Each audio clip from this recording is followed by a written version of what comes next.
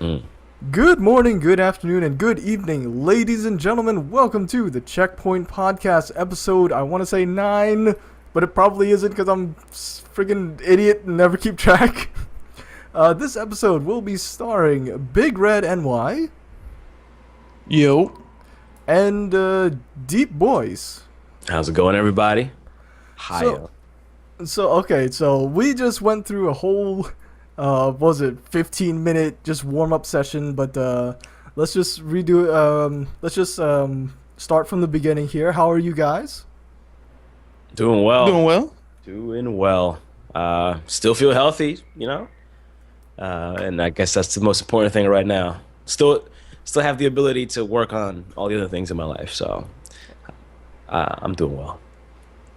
I'm good. I'm just sweating. It's Sweating? hot, and I need to get my air conditioner already. It's not too bad. We got a nice little New York dew, a little bit of pollution in the mist. It's refreshing and cool.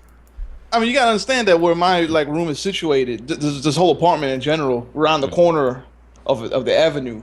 Yeah. So the sun all morning just goes through the window, and it creates the same effect that the greenhouse effect. Yeah. So I need to just open the windows up for 5 hours straight just to even get a little bit cooler in here. And until that happens, I'm just be sweating through my shirt. So Do your blinds do nothing? they block the sun, but they don't block the heat. Oh damn, that That's sucks. the problem. I've been meaning to get some blackout shades just so I could mentally think it's cooler than it is, but I haven't gotten to get those yet. Okay. Other than that, it's pretty good. Cool. All right. So what kind of games have you guys been playing this week? Let's see. I mean, for streaming purposes, I've been revisiting Grand Theft Auto 5. Spent a lot of time on that, just kind of messing around the free roam. I know Big Red's probably tired of me saying this, but I just would like them to release the PC version. Oh, please. I'm just saying, I'm not waiting for the PC version because the 360 version or the PS3 version is fine enough as it is right now. Oh, It's hang just, on. I Let play me just it, look but up some GTA 5 vids. Do either of you two have GTA 5 vids up? I don't think so. I don't think so. I actually don't know. I think I have I think we some that tried are ready to put up. I think we tried to avoid it long ago when we first got the game because we didn't want to risk any what do you call it? Yeah, Copyright Rockstar. part. Yeah, the Rockstar is stringent with the copyrights on their Oh, end. son of So- a bitch. Yeah, by the time GTA Online came out, which is what you can post videos of freely, we kind of weren't playing it that much anymore. So we just kind of got back into it now. All right. Well, I guess we'll just look up the generic GTA 5 trailer because I'm not about to go to someone else's YouTube and just take their content Yeah. because that's just wrong. So we'll have the gameplay trailer that was released, and boom. That's just oh, we're playing right now, or should I keep talking? Oh no, I'm not playing audio. Oh, okay. We're just gonna talk over it. All right, it's fun. It is. I agree. And with the creator and the integration of Social Club, it's you get to see people make races and deathmatch and stuff like that. But I just feel like there are things that I want to do that I know this game can do because it's not on the PC yet. It's not possible. Just allowing to tweak certain things, take it beyond mods. Just I want specific game modes, because if you make the creator and you're trying to make a deathmatch, they don't let you put the spawns too close to each other. In the PC version, I'm sure you could just no rules. Everyone spawn on top of each other. Yes, just spawn, just no rules at all. That's the main thing. But other than that, I've been having fun. And I guess the other game I was checking out was Child of Light. I don't know if you guys have played it. Oh yeah. No, I have not. Yep. Yeah, it's cool. It's a cool game. I was excited for it. Then around the time it came out, for some reason I was like, I don't know so much. But then we procured a copy, and I've been playing it. Not too bad. It's not too bad. So it's a pretty interesting platforming RPG. Is that game made by the same people that made Rayman Origins and Legends? I don't know if it's the exact team, if it's part of the team, or it's just the design. But they're involved in there. It's a Ubisoft game, right? Yeah. Yeah. Boom. Look at that, professional. Don't even have to watch any ads because I skipped through the ads. Look at how good I am. You told me you're not running Ad Blocker Plus and everything? Oh, hell no. If I want to support you guys, I don't run any ad blockers. Listen, when I'm watching YouTubers, Ad Blocker Plus is off. Support everyone. There we go. When I'm watching Katy Perry Vivo, Ad Blocker Plus is on. I don't need to see the ads that come before that. What? Okay. All right. Anyway, back to the game. We will hold that subject for the next another 5 minutes. Okay. We'll get into that. Anyway, Child of Light. Ubisoft game, right? Yes. Okay. What did you think of it? It's one of those games. It's one of those games. It's really tough for me to form like a solid opinion on it. It's solid. I'll tell you that much. It's solid, and when I look at it, I hope people really pay attention to it, or it gets enough attention so that we'll see more creative RPGs. Because this is modeled after a JRPG, and we had what was that other game on the DS? Bravely Default. We had that a couple months ago that people were crazy about, and it's a JRPG, but it's tweaked and it's done well, because before then JRPGs have just been they just haven't been fun. They just haven't been good. The Japanese, they just, the people that have made the games, they haven't really got it. Like they I don't know. They've made really silly design choices, and this is again kind of in the vein of taking a JRPG and just tweaking it in a way that makes sense, that's fun. To what's point, it has to be fun. I love strategy in RPG games, but at a certain point, it's no longer fun if I have to deal with ridiculous game mechanics and I have to sit through hours and hours of just, jumping over and over again. Jumping over and over, grinding, going through all sorts of I love stats. That's what kept me out of JRPGs, like in the first place, is just the freaking grinding. I hate feeling like I'm doing something just for the sake of a game in the game, if that makes any sense. No, but here's the thing. We all, or most of us, grind.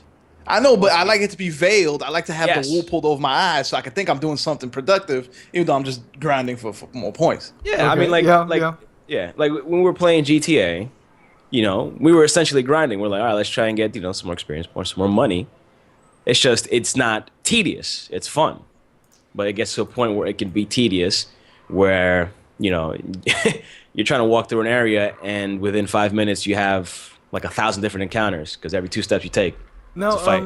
I have a question here. Uh-huh. Is GTA 5 the same thing as GTA Online, or are they two separate games? Or because I don't play the GTA series, I don't know that much about it. Mm-hmm. Yeah. I guess you could technically say they're 2 different games. I mean, one is a game, the other one's a beta. Yeah.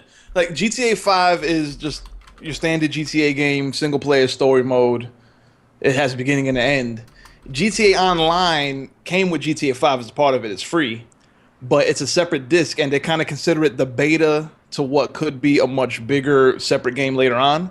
But it's pretty much you create your character, you play in the same world as the characters in GTA 5, just before the events of GTA 5, and you could do like whatever you want. So it's in the same universe, but it's a separate game. Yes. Oh, Yeah. Okay. And it seems like they have plans to branch it off, or it might be its own standalone thing at some point. Maybe even its own game. Who knows? Now, how would you grind in a game like that? Hey, you do the various missions, and it's got that persistent. You can persistently gain experience and money from either doing death matches or doing things within the world or races, or they have jobs. So, I mean, the main way to grind is like you do these missions that they call jobs, and at the end, you used to get a lot of money, but people were grinding these jobs so hard that they actually reduce the amount of money that they give you. But say like you get $15,000 at the end of this mission, and it's an easy mission. It takes like 5 seconds compared to other missions which take like 3 minutes.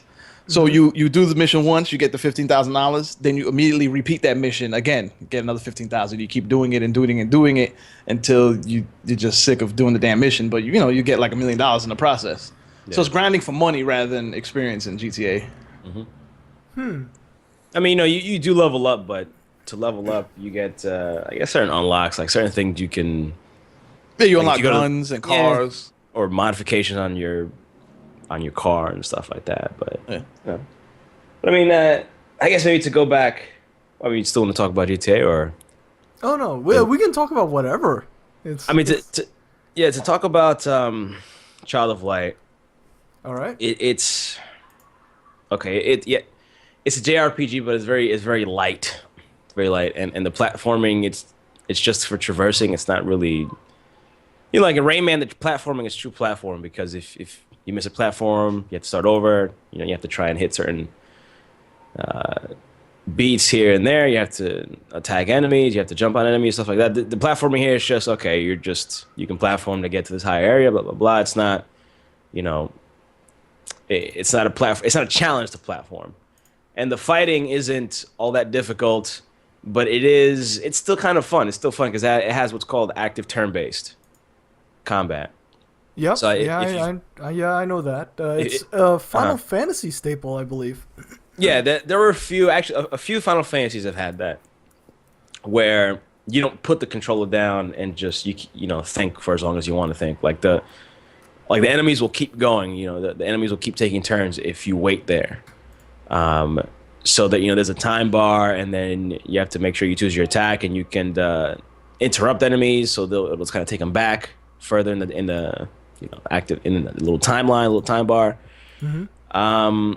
But the problem with that is you only have 2 party members out at a time, which is kind of weird. If you ever played an RPG, the staple I guess is like 3 or 4. And didn't South Park do the same thing? Where It was, like, did. 2 party members. It did, but I don't know. It's just the way South Park would play. It's totally fine playing with 2 party members. In this one, it feels like you need at least a third, because it's more of a traditional RPG where you need someone who's a mage, one who's healing, one who's attacking. So it's a little funky, but it's a good game. It's a good game for the price that it is. I definitely, at least during the summer, Steam sale's coming up. If you haven't, if you have, Yep. competent PC, I'd say check it out for sure. If you're into JRPGs, it's fun. Kino was saying since we're talking about RPGs, if you've never heard of the Suikoden titles, you should have a look at them. Well, I have. I've never played. You ever played Suikoden? I've never played. I've never played them Suikoden. either. See, there are a number of classic RPGs that I haven't gotten a chance to play. Like I was mainly a Final Fantasy guy. I played this series called Xenosaga back. PlayStation 2 era. Yep. Chrono Trigger. I haven't played Chrono Cross. Mm-hmm. But I haven't played Suikoden. I haven't played there's a couple other ones. There's another one on the GameCube. What the heck is it called? I'm forgetting what it's called. But there are a number I haven't played. I played Legend of Dragoon. If anyone's ever heard of that one, we love that one Legend too. Rangoon. Legend of Crab Rangoon. Oh come on, who hasn't heard of Legend of Dragoon? I mean, I'm just I've heard of it. I never played it though. Like I said, I was never into RPGs as a kid. When you're younger, I was one of those kids that I couldn't really choose what games I got. My parents just kind of brought them home. Yeah. So like my dad would always bring home games that he could play too. So it was mainly sports games and fighting games. Oh. So this whole RPG stuff is still pretty new to me, and I still haven't really bought into the the turn-based stuff. Yeah, I mean, and I was a single child for most of my youth, so amen. Single player games were just what I ended up playing, I guess. Yep. And it's funny because we would I remember me and Big Red had a discussion about how we like to enjoy games. And a discussion or knock down, drag out argument about the way we enjoy games. It was. I mean, we got into it, and then basically, like I would enjoy, like I enjoy a game that's similarly to how I would enjoy a book. Like I really like to immerse myself into what I'm playing, and I just mute out the entire world. Mm-hmm. And this game that I'm playing, usually it's a single player. It's just an experience. How many hours that I'm playing. And Big Red, he likes to play games with other people. I mean, don't get me wrong. I was a single child too. I never had a brother or sister. It's just I would either have my dad playing with me, or my cousins will be over, or my neighbors will be over. So when I was growing up, from like the ages of 6 to maybe 12, when my neighbors finally moved away, there wasn't a single player game that I actually played by myself. Probably Oh, it was like okay. whenever one of us got a game, I'd either go to his house or he'd come to my house, and we played through the new hottest game together, like GTA, Metal Gear, whatever it was, Dead to Rights. We'd take turns going through the game. So I'm used to talking with people and just like doing Mystery Science Theater 3000 to like every game and movie I watch. So I don't I mind. love that. Okay, I know what you're talking about. Yeah. Yeah, yeah. Okay, yeah, yeah. Christian's more of, I'm gonna sit down, I'm gonna put the blinders on, Yeah, and play a game. Yeah. I'm a little more pretentious about it. I'm like, I need my wine, and I need to, You need your velvet smoking jacket. yeah, I need to enjoy this experience. This, I mean, this, Vin, do you when you play a new game, do you like to like put your full focus into it, or do you like? Would you mind it if someone was sitting next to you playing through it with you and just like cracking jokes back and forth? That would actually depend on the game. If it's a more like, say, Walking Dead. If it was a game that's very serious, very heavily story-driven, very somber, I will agree with that. or the Last of Us, I would definitely prefer, me time, so I can focus on feeling the emotions and experiencing the game the way the developers meant it to be played.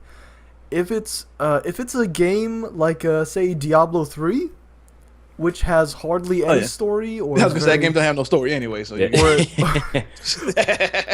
or it's very like grind happy, then I would definitely prefer to have someone there to just talk me, chat back and forth through the tedium of just grinding back and forth. I will give in to both of you guys with the Walking Dead games. Because I would just want to have someone see me cry while I'm playing them. That'd be awkward. no, but I mean, last 2 episodes of the first season, man, those Oh with the yeah. heartstrings. I mean, Yeah. it's far enough we could talk about spoilers, right? Yeah.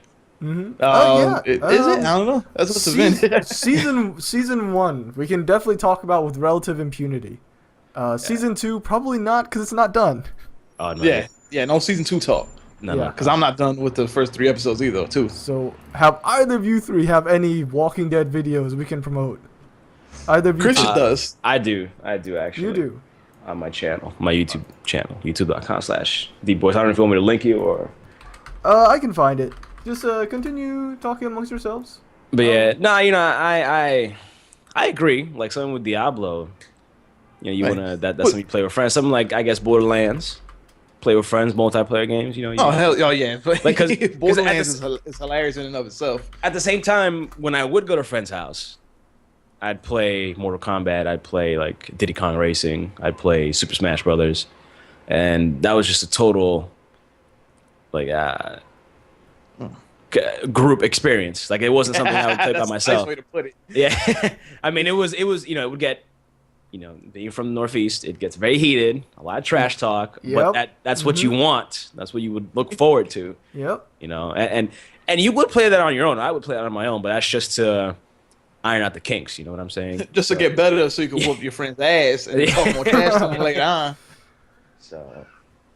So yeah, but it's just potato because we were discussing quick looks. Big Red wanted to do quick looks. I mean, part of me didn't want to do it, but I was taking it a little further, being devil's advocate and just saying, the hell with quick looks. But I think eventually we found something good. Now, what is your problem against quick looks? Do you prefer like full on reviews or? It's what? just I never watched them. And there's, like I said, there's something about like I would never watch like a Fallout 4 quick look because I would definitely, or like a Witcher 3. It's a game that's coming out. I would never even touch a Witcher 3 quick look. I would wait till I get the game myself so I can play through the first however many minutes. Because I can't think of any game off the top of my head, but I know there are a couple of games that something major happens at the very beginning. Oh, And I if I see see. like a quick look, I'm just gonna be like, Major spoiler. Yeah. Now, my counter argument to that is yeah. that with games like The Witcher 3 and Fallout 4, Hmm. the people like you who know that they want the game already, they're not going to look at a quick look because you're going to buy that day one. The quick look is for people who are not too sure whether they're gonna buy the game or not. They want to see someone else's opinion live while they're playing it. They want to see the first 30 minutes. If it looks good, they're going to go out and buy it. So that's why I like them. And sometimes I'm just like bored sitting here. I've watched all the other like PewDiePie videos or something, Oh and then I God. see Do not and- mention the and- name. You might summon him. Hello, hello. oh no, not him. I won't even mention him. No, so like I'll go on to Giant Bomb or like Northern Lion or Total Biscuit and watch a quick look of a game that came out in the past week, like an indie game, and if it looks good, I'll go and buy it and play it. Then I just like playing games. I just like playing all new games, and I wouldn't mind just playing it with someone and just cracking jokes while we're playing it and just putting it out there. No, yeah, I mean, I came to the conclusion that I agree. I was just being a stickler. I do agree because you need to be a little more flexible with these kinds of things, especially since we're trying to start a website and do our own series here and there. And part of it was just like there aren't too many people that are making content the way I would like them to make content. That I feel like there's a step we could take it a step further and whatnot. And I mean, we could start doing quick looks, and then I may end up changing my mind completely about them. Because I mean, I also agree with like maybe Child of Light. I could watch a quick look at Child of Light, to see what it's about. I mean, Vin, do you watch quick looks? I do actually. What do you enjoy about them? Like, what do you enjoy about watching a quick look the most? Is it seeing a new game, or is it the people that are playing the game? Oh, ooh. Put you on the spot. Yeah, no. Oh shit. Let me just look at the prompter here and see what people are telling me to say. But no, honestly, for me it would depend on the game. Like if it's a game that I'm actually curious in playing, I would definitely watch for the game. But if it's like, for example, the Geek Remix Girls, they have a series called Two Girls, One Shitty Look, where they look at, terrible games. For that, I would watch them just to see them react to it. So it's a mixture of both. Yeah. Sometimes you like to see new games. Sometimes you like to see the reaction to To a very really shitty game. game, actually. Let's call one of those up. Well, while we're talking, like, are you guys interested in reviewing whatever game lands in your lap, or are you a little bit, pick and choose? I think at this point in the game, since we're nowhere, like we're nobodies, So you kind of have to review anything that lands in your lap. But there's so many indie games that come out, like big and small now, that you kind of have to pick and choose, or else you'll be playing like 85 games a week. Mm-hmm. So the video that's being showed right now is courtesy of the Geek Remix Girls. It's Two Girls, One Shitty Look of, what is it, Elfland or something like that? It's a horrid game. It's a horrible game, and yet the reactions to it are just priceless. Is this like a arcade game? Like, where did they find this game? It's a game that's worth like $1 on Xbox Live, I believe. Oh, it's one of those games. Oh, Yeah. Xbox Live indie game that category showcase is the freaking purgatory of gaming. Like everything shows up there, and it's just so shitty. I actually used to try and do some video series with those games. And there was one game in particular that I couldn't. Like, it just destroyed my soul. And I just had to. I said I can't go here anymore to play these games. What game was that?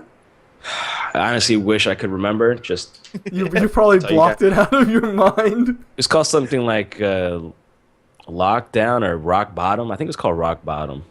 It looked like somebody made it on like for Newgrounds or something, but maybe like 2 9-year-olds made it.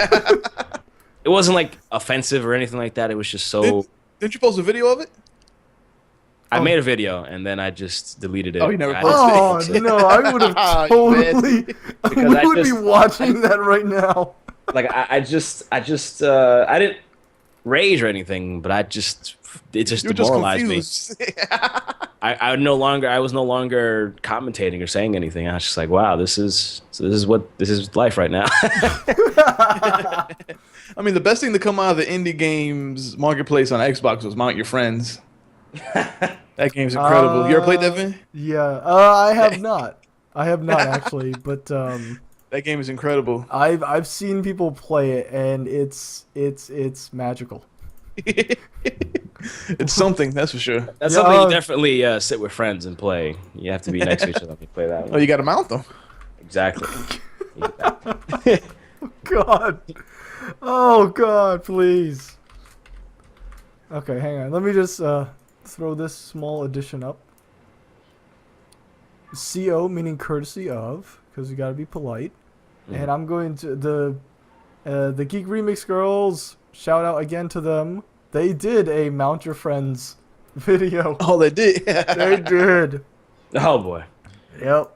Probably turned out better because I don't think I've seen one video about that game from a woman's perspective. So Eh. You know what? I think I actually will have the audio up. Let me see if I can find. Yeah, there. Mount Your Friend. Their video is literally called "Two Girls, One Quick Look." Mount Your Friends, the Dick Olympics. because I think when we played it, we were just like, of course we were cracking up, made a joke out of it. Well, when we first played it, we did it live on stream on the BGB show. We didn't know what the hell was going on. Okay. And I just like we making actually- sound effects. We actually spent time after that trying to get good at the game. So I wonder how they approached it. I mean, the funny thing is that, like, barring the game's visuals, it's actually a pretty damn fun game, and the mechanics work pretty well. Yeah. No way. And it's actually pretty damn addicting too. Oops, shit. Oh, damn it. I will forever just not get that right. Oh my god. Having audio issues? No, just overlay issues. Call Oh. out your friend Stacy. See those little flopping dots? I do. You can be That anyone. who is dude on the mad. top right is like a zombie. Mount your friends. So apparently what Mario did was had Stacy close her eyes up until the title screen. We were loading it up. Experiences that floppy dick with Stacy. That's Dr. Manhattan right there on the top right. Let's do a Facebook Live. This is gonna be a quick That's the best game on Xbox Live Indie. I think they brought it to Steam eventually, right? Mount Your Friends? Possibly. They should have. They should have. I'm waiting for the nude mod. Oh my god. Is that even necessary? Okay, funnily enough, this was actually their first video. This is actually Geek Remix's first video that I ever watched. I watched it, I was like instant sub. It was just, You were addicted from there. it was just ridiculous. No pun intended on either one No, of those. totally pun intended. I don't know what you're talking about. Addicted, ridiculous, you know. Yep. Hey, when did they get T-shirts? I never seen one with a T-shirt. Oh, yeah. I It's like a believe business that's- suit or something on. Yeah, that's a business suit. That's a business IRS top. right there. Stockbroker by day, friend mounted by night. How are you, Xavier Rushford? Now, how are you gonna get this one? Yeah, well, I got competitive in this game for a little bit. We had a friend of ours who would play people online. And he got pretty good. Like he figured out the strategy how to beat people. Well, I told he'd learned from the master, and then he just like added his own We are currently watching strategies on top of that. I told him What my special master ways. did he learn from? It's like, is there some guru who spent his whole life learning how to mount his friends? No, I'm saying I was the guru. And I told it to my fellow peoples. There's some advanced strategies in this game. Like you could freaking fly up the mountain and stuff. This game gets competitive. They should put it at Evo next year. They're really proving us all wrong. Oh, ESPN should Come on. have it at their We can do it. new At the X Games? esports. Yeah, the X Games. Beat I mean, it. hell, Oh, you have COD. Do Why it. not have Dick? Oh, Whoa. Oh, floppy dick. No, I like the pink guy. God, why not Yes. dig?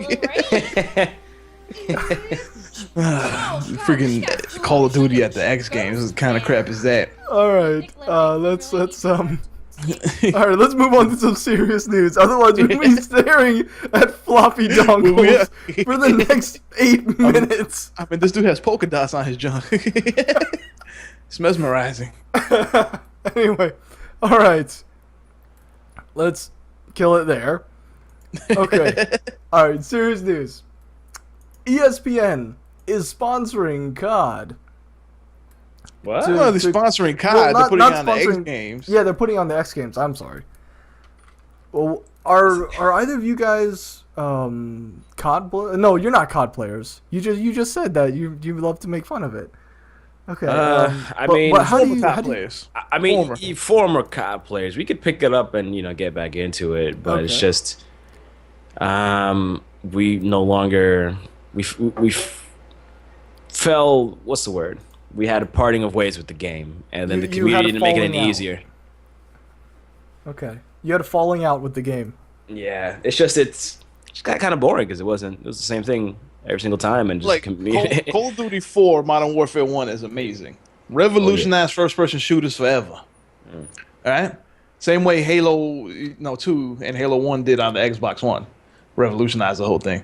Modern Warfare 2 is pretty damn good, pretty fun. The kill streaks and everything, once again, revolutionized first-person shooters. Black Ops 1, still pretty good. And then when they got to Modern Warfare 3 and it became the same damn game 5 years in a row, that's when they lost me. Yeah. I mean, I've only ever played one Call of Duty, and that was either 2 or 3 way back in the day, and that was it. I've never Consider really, yourself lucky. I've never really gotten into it because I don't understand the constant reiteration. It's like, to me, Call of Duty is basically like Madden NFL 2013, 2014. They just rehash it every year. Yeah. I don't understand why. Well, because it makes money. Makes That's money, why. Aside from that. That's it. If the game didn't make the only money, they reason, wouldn't make man. it every year. It's the same reason why Assassin's Creed went from one game every 2 years to one game every year. Because it makes money. Same thing with Batman. That's Batman Arkham Origins was a bit of a disappointment because they're like, well, we have to release one every single year, 2 studios. Ooh. Sad as Yeah. 2 studio model, so we can get one rolling out every single year. Ouch. I don't really agree with that. But anyway, Call of Duty Advanced Warfare trailer. Kevin Spacey. Like all day, every day. Vice President Underwood in the next Call of Duty game. Oh my god. Have you guys watched House of Cards? Oh, I have. raise his hand right over here. Fantastic. Oh my good sweet god. I actually saw a funny comment on YouTube. Apparently, like Treyarch was zombies, and then we had what happened after Call of Duty Zombies? Ghost had aliens. Aliens. That's right. Oh, it And did? apparently, the third part of the comment was Infinity Ward robots. It's like, so is this a theme? It might be.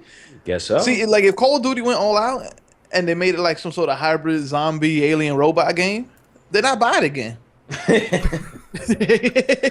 But then where's the Call of Duty? Where's the Well, you action? got to defend Earth. It's getting invaded by robots, zombies, and aliens. You got to defend Earth. It's your Call of Duty to defend Welcome to humankind. Earth America. that would basically be it. And instead of like Kevin Spacey, they'd have Will Smith reprising his role as Agent J. Remember, he'll only show up in the game if his son is in it too. Oh yeah. Mm-hmm. Jaden Smith will have to be the head character, and then Will Smith will be the commander that you only hear. Oh man. But he's got to say it. He's got to say Yeah, "Welcome to Earth." If he at doesn't some say it, point. then I'll send the game back. But Have any of you guys played like the single player of Call of Duty when you played it, or has it been Yeah, purely multiplayer for you guys? I would do I double dip single player then multiplayer. I think I mean I started with Call of Duty 2, and I would try and beat the single player on the hardest difficulty.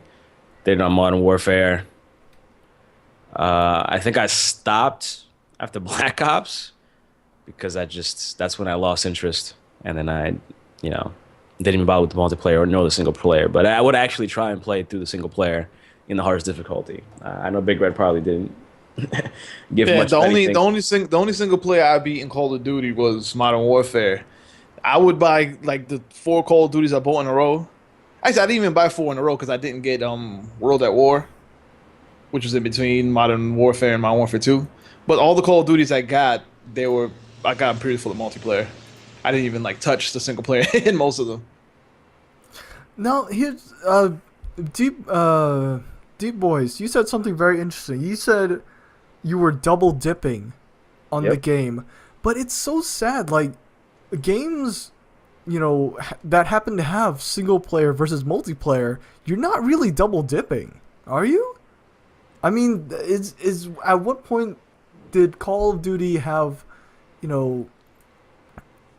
have single player be considered double dipping? It's a good question. I mean, it's mainly because it's due to the Michael Bay story that they put in there. I feel like at this point they make the story mode so they can have a trailer. And that's about it. The story doesn't really make any sense anymore. It's just a lot of nukes and explosions. And if you were to get a Call of Duty game, it's just the best experience would be playing on the multiplayer because the single player is just. I think with Modern Warfare 2, embarrassing. it became double dipping when they finally made it clear that they have one development team for single player and then they have a separate development team for multiplayer.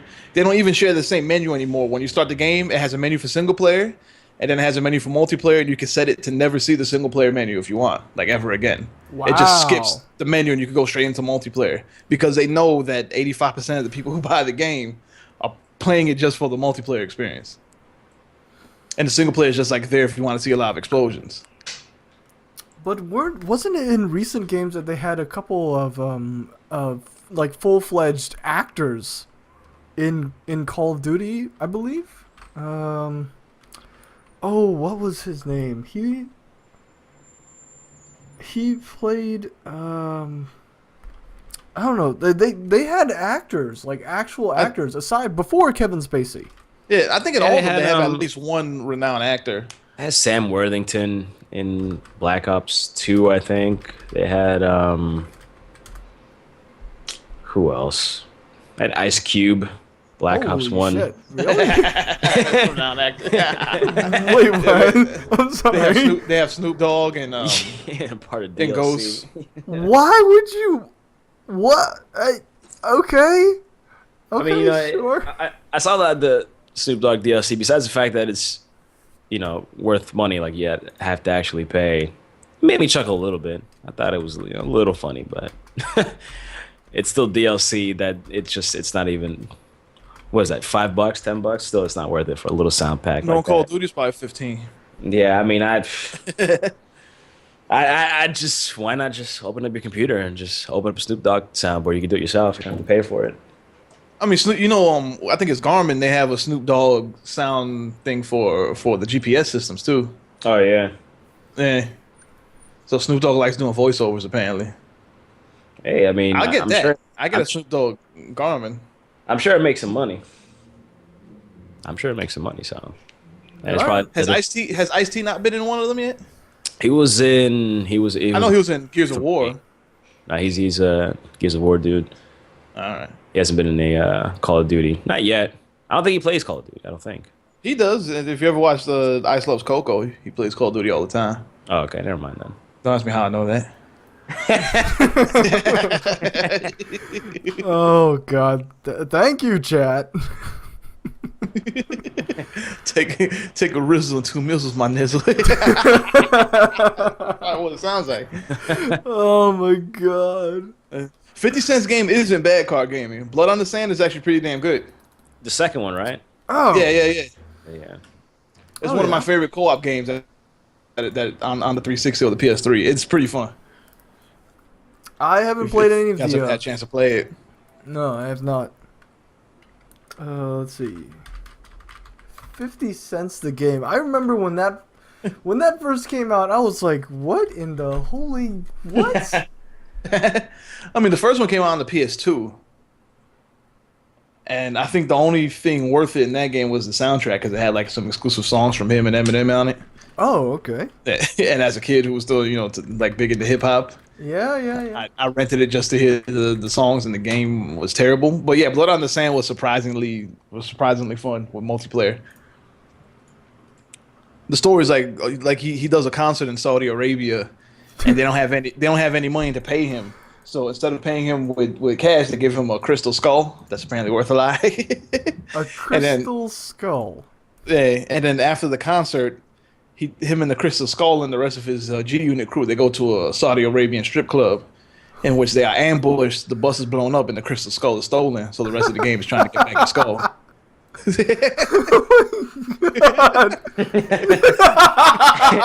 Listen, it's so bad that it's good. I'm just telling you. It definitely. It looks so. Oh my god! They even have the G Unit jackets. Yeah. See, this one person plays as 50 Cent, and then the co-op partner plays as a choice of either Lloyd Banks, GJ Woo Kid, or Tony Yayo.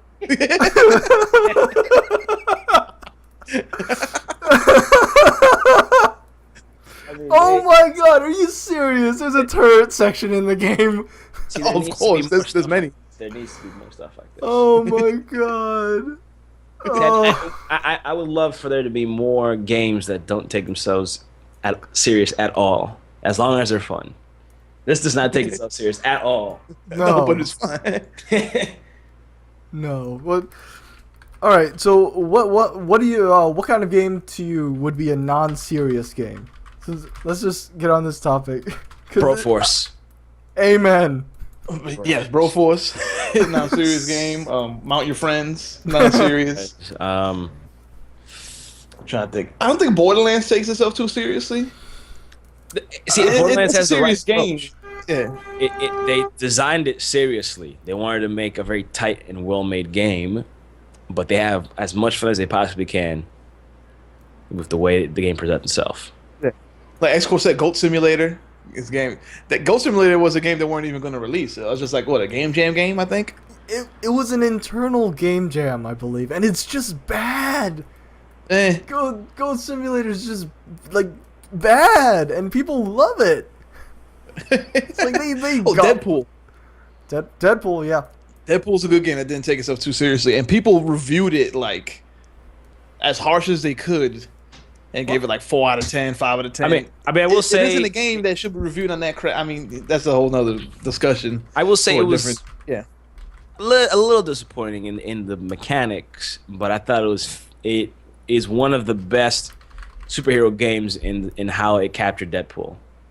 Like the same way the Arkham games captured Batman very well, I think the Deadpool game captured Deadpool just like spot on, and it was just hilarious. Like there was a lot of the game that was just absolutely hilarious, the way Deadpool is. So, yeah. Yeah. And of course, you have Nolan North as the voice actor. He did a fantastic job. I mean, sometimes of course he's amazing at what he does, but sometimes he's just kind of being Nolan North. But in this one, they gave him free reign to just go crazy, like literally go crazy. I mean, at the beginning of the game, he calls himself. Oh yeah. He's having a conversation with himself. I mean, he rams right through the fourth wall and breaks like the 5th, 6th, and 7th. Deadpool's a fun game though. Another game that doesn't take itself too seriously. I'm trying to think.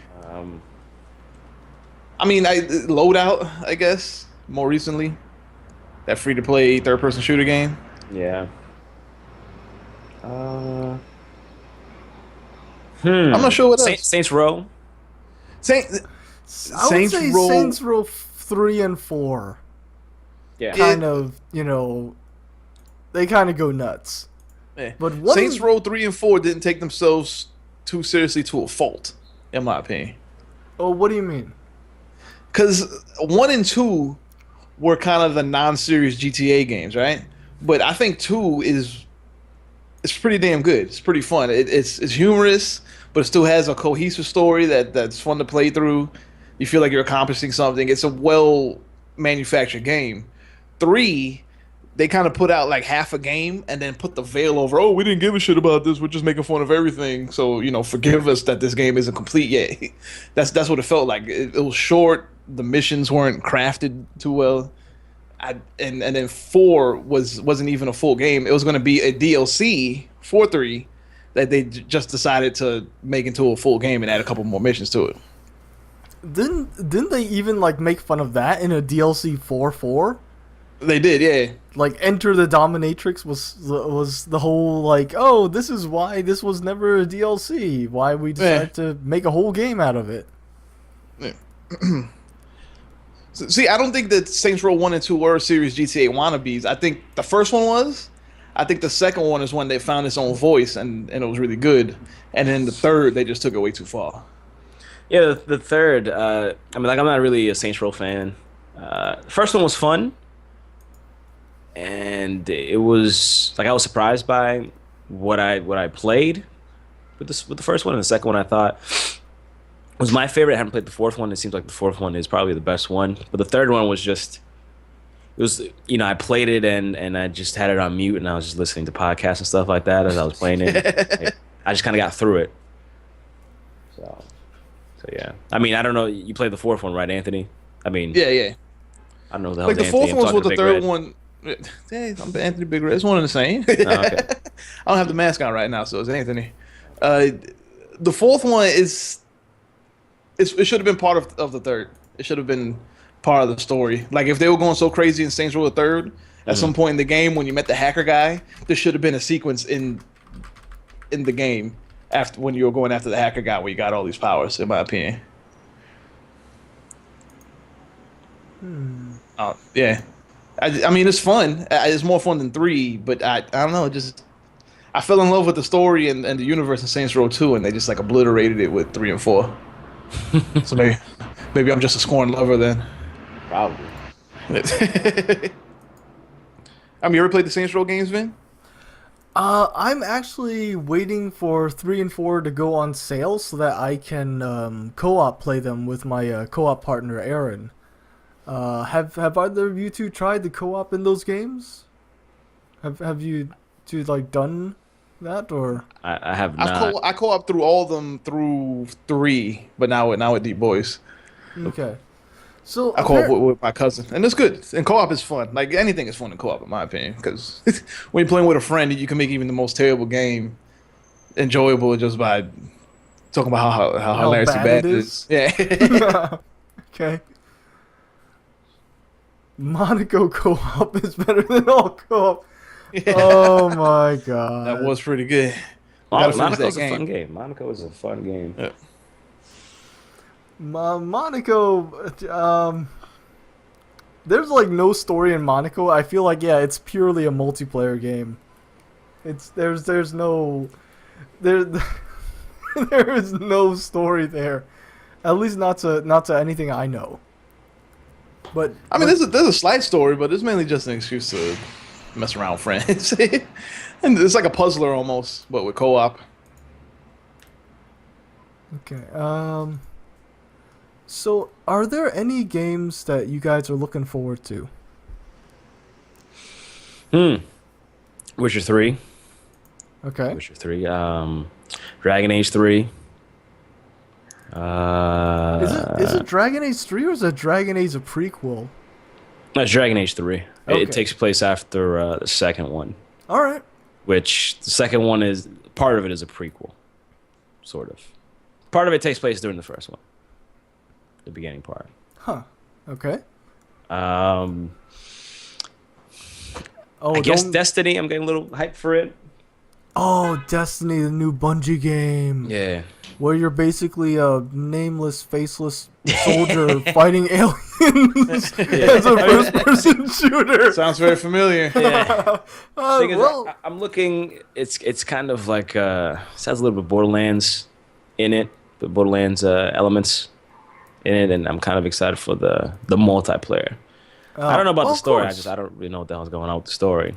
And I have played Halo, but I've never been, I've never like fell in love with the sci-fi there.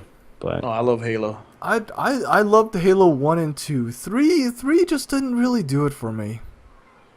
I haven't played 4. And X-Core, don't get me started on Watch Dogs. Don't get me started. No, get started on Watch Dogs. What? yeah, I'm actually Wanna hear. I'd like to play it, but I don't expect much out of it.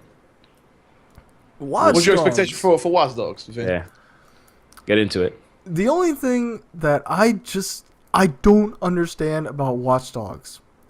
How the hell do you get 173 pre-release awards? How do you even get one reward before you're even released? Yeah. Like, there's so much hype behind Watch Dogs Yeah. that I swear there's more being poured into the marketing budget than there is Than the into actual game? into the actual development. I mean, if you look at the, you know what? Let me pull up some. That's it. We're getting into this. That's it. We're doing this. Let it out. Go You ahead, wanna do hear it. If the Go trailer, Super Vin. the trailer is basically just the same bits of gameplay over and over again, like each different trailer, and it's all like the one recurring thing I see for Watch Dogs is he's riding on the motorcycle, and he does this dually bopper thingy with his cell phone, and all of a sudden, like, boop, out behind him, these I guess they're like car stops or something like that. They just shoot up out of the ground, and then all the police cars run into them, and it's like huge explosions and everything. I'm like, it's just the game. I mean, I will say I'm kind of tired of modern day photorealism in games. I want, I'm not seeing enough creativity. Well, it's starting to ramp up with a little more emphasis in indie games. Mm-hmm. But just kind of, I mean, it isn't even modern world. It's supposed to be a little futuristic, but still, it's just my thing is I feel since it's Ubisoft, it's gonna fall into what I like to call the Assassin's Creed syndrome, where the mechanics and just the gameplay aren't satisfying for me, where I just kind of just keep pressing the same button and I mowed down like 50 dudes and it's just like, well, I didn't feel like I really. Why is there an accomplished ad for a Watch Dogs trailer inside of a Watch Dogs trailer? Why is there an ad for a trailer? God damn. Anyway, continue. I'm sorry. They want to make sure you're watching the trailer. Yeah, Fucking damn it. they gotta prep you up. But yeah, it's a single player city crawler with like side quests and side events. Infamous 2 has it. Infamous had it. Assassin's Creed, Sleeping Dogs, Deus Ex Human Revolutions to a smaller extent. And don't forget the father of all of them, GTA. And fucking GTA, Saints Row. They're just, and it's so I don't know. I've this is why I play games like Dust and Elysian Tale, or Monaco. Dust and Elysian Tale. Yeah, is that was a great absolutely game. Freaking amazing game. That's another one of those games where I agree with you. I want to play it alone with headphones on, and not have anyone talk to me, because that game is great. That was a great game. I mean, and it wasn't even like really my I guess the theme or I guess the fact that it had the anthropomorphic characters in it, it wasn't like really my sort of thing, but regardless I still really enjoyed the game and what it was about, because I had played, I mean it's a Metroid, it's like it's Metroidvania, it's like Castlevania in a way. You kind of move around and it's melee and whatnot. It reminded me a lot of I keep forgetting the name of this game on the Wii. Same style. Was it like Musashi or something. Muramasa the Demon There we Blade, go. man. There we go. How many times? Yeah. You've never even played the game, and he always. I never played the game, and I know. It's either that or Odin Sphere, like either one. Yeah, it was very very well made, and I actually got like I listened to a Giant Bomb podcast. They were talking about the game and how the dude he pretty much made most of the game, except maybe like the music or something like that. But he designed it from the ground up. Like he didn't know anything about making games. He just said, "I want to make a game." He learned how to code. He learned how to just. I think he already had skill. Like he already had experience drawing and animating, and he just kind of built it from the ground up. It's just to me with Watch Dogs, and I think we said it to each other because me and Deepboyce had the privilege of going to New York Comic Con last year, and they had like a special 15, 20-minute mission playthrough of Watch Dogs, like, you know, quote unquote live playthrough with the frag dolls and everything. Yeah, and we looked at each other. It looks and I guess it's the Ubisoft syndrome.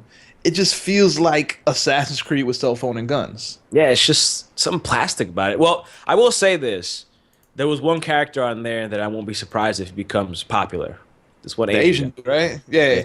I was like, this guy has some swag to him. He's pretty cool. Like you only spend maybe like 2-3 minutes with him. And I'm like, you know, I wanna see the game about this guy, not about this main character.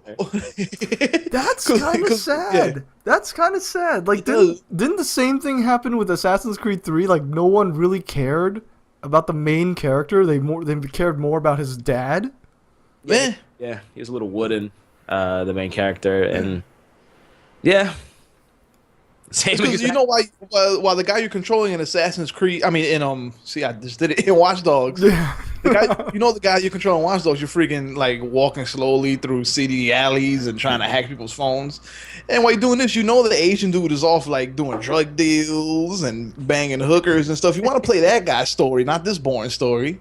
Like it's something where Ubisoft is good at making side characters more interesting than the guy you're actually supposed to care about. Yeah, and this might be a touchy subject, but it's, you know, it's the protagonist the same as pretty much every other protagonist. You know, it's just another, you know, white guy who's, you know, he's have some sort of mysterious past, and you can't even really see his face. He has like a thing on his face, and he's all supposed to be brooding, and this guy was just kind of cool. Like he had personality. He was just interesting, and I'm like, man, I want to see more about this other guy right here, but you know. And I know Ubisoft has the ability to really, because they had that Assassin's Creed with the black woman. I don't know why they didn't really take the the Vita one, Liberation. Yeah. I don't know why they didn't take the plunge with this one, but who knows? I'll tell you that game. It wasn't all that. It wasn't all that, but you know, it's last game you played as a black woman, and I can't remember. Yeah. It was Liberation, and then the most recent DLC was Assassin's Creed 4 Cry Freedom or Freedom Cry. Yeah. Where you play as the Wale, I think is that. Addy Adwale, who was actually a side character in Assassin's Creed 4, but it turns out to be super fascinating, even in his own game. It's like, why didn't you just make a full game about this guy instead of continue on with the same storyline? I mean, they do explain it in a way that makes a lot of sense. You know, because given the time, he even says, you know, it's better that you become captain because, you know, these men wouldn't follow me. You know, given my background and my skin color and whatnot. I'm like, oh, you know, that makes perfect sense. No, I mean, I understand that, you know, he allows what's his name? What's the name of the main character in Assassin's Creed? Edward, yeah. I understand that Edward is the captain because, for one, he's part of the lineage that you're following in Assassin's Creed, right? Oh, yeah. Also that. But wouldn't it be interesting if they made an Assassin's Creed game, or made that game specifically, kind of in the Moby Dick vein, where the main characters are really Moby Dick and Captain Ahab, but you're viewing this conflict between the two from a third person's perspective? It'll add, you know, a nice little twist in the game. It's interesting, yeah. I mean, I even thought, as you were saying that, why don't they take like a Pulp Fiction approach, where it's like a fractured storyline, you play as different characters, because they kind of. Well, that's what GTA 3 did. No, but I mean, not even in sequence. It's like, I mean, not GTA 3, GTA 5. Sorry. not even in sequence, just different people, different perspectives, because they do already have this established where they have an entire company where people hack into the Animus and they experience, or they test out ancestors and whatnot. So why not have like this different storyline, 3 different main characters, something like that, and 3 different storylines. I guess sort of like, yeah, like you said, GTA 5, but the whole Captain Ahab thing, that'd be pretty cool. But I think that'd be tough to pull. It would be, but it could. Vin, Yeah. Vin, you want to start? You want to start a development company? I do actually. We all. Oh yeah, you did say you do. I On Twitter, actually do. You've been talking about it. Yeah, I'm thinking of starting my own. It's either going to be a YouTube or streamer network or a game development studio. One or the other, depending on which one I feel most comfortable with. Which one are you leaning towards now? Right now I'm leaning towards both, actually, if I can manage it. Gonna be a lot of sleepless nights. I don't mean to interrupt. Is it all right if I take a quick bathroom break? It's not a big deal. Of course, we can take a break here. If both of you are up for it, we can take a quick 10-minute break. Yeah. I'll just be throwing up some music. Sounds good. I'll be back. I gotta go to the boys' room. And we're gonna have some music. What do I feel like listening to? Time for a commercial break. This podcast brought to you by Supervin at youtube.com/supervin47 and BigredNY. youtube.com/BigredNY. I don't know. I actually don't have any. Oh wait. Here we go. You know what? I'm just gonna be cheap and. Okay, so while you guys were out, I was actually looking up some interesting news that I found that had occurred over the past week. So what do you guys know about Kickstarter? I know a bit. Yeah, I know what it does. I know the purpose it serves. It's crowdfunding. Okay, so the interesting news was that there was apparently 2 Kickstarters who were fully funded, right? One was basically a card game, like a physical card game, fully funded, approved. It was on development, and apparently it failed after donations. It failed to produce product. So what happened is apparently a large enough amount of the backers for the project lived in Seattle and lived in the state of Washington, and Washington was able to file a class action lawsuit against the developer for not being able to produce anything after being kickstarted. Apparently, let's see. Yeah, Washington. I'm looking at the Polygon article right now. I know boo. Some people don't like Polygon, but it was the only one that came up. Washington State Attorney General Bob Ferguson today filed a suit against Ed Nash and his Nashville, Tennessee-based company Altius Management for failing to deliver to backers the products they had been promised. The Kickstarter campaign for Asylum playing cards launched in 2012 and raised $25,106 of a $15,000 goal from 810 backers, at least 31 of whom are living in Washington. The campaign promised backers backer rewards, but never really went anywhere with that. The estimated delivery date was December 2012, but the deadline has passed, and more than a year later, backers still have not received a thing. Apparently also that they haven't had any. Basically, the company just said nothing. There were no updates on we actually needed more money than expected or something like that. There was no update or anything like that, and apparently, Washington State is taking them to court. I mean, wasn't there one of the things in the terms of service in Kickstarter that says that, even though you're backing this company here, there's a chance that it might not come out, so they're not liable or something like that. I think one of the things is that Kickstarter isn't liable. Oh, a Kickstarter isn't liable. Mm-hmm. I mean, it's one of those scummy situations. Like, if they didn't give any updates and they haven't said anything in like almost a year, then they took the money and ran. Yeah. That money's gone. There ain't gonna be any card game coming out. So yeah, I guess it would make sense to pursue them in legal action. But I wonder, it's gonna what this is gonna do is it's gonna finally answer the question of how the legalities of these crowdfunding campaigns are gonna actually work. Because if the judge gives the money back to the people who funded it, then it's going to put everyone else on notice saying, if you're not going to make this thing, or if you don't think you can make it even with the money, then just don't put it up at all. Yeah. But I mean, I don't really know the terms of service specifically, but I mean, what does the page look like? Do they look like they're a legitimate company? Do they have a track record of any sort? Or is it just something that kind of caught fire and people are like, we'll be down for this? And I mean, maybe Kickstarter needs to make like verified backers or I don't know, what the term verified would be? Pitches? Pitches, yeah.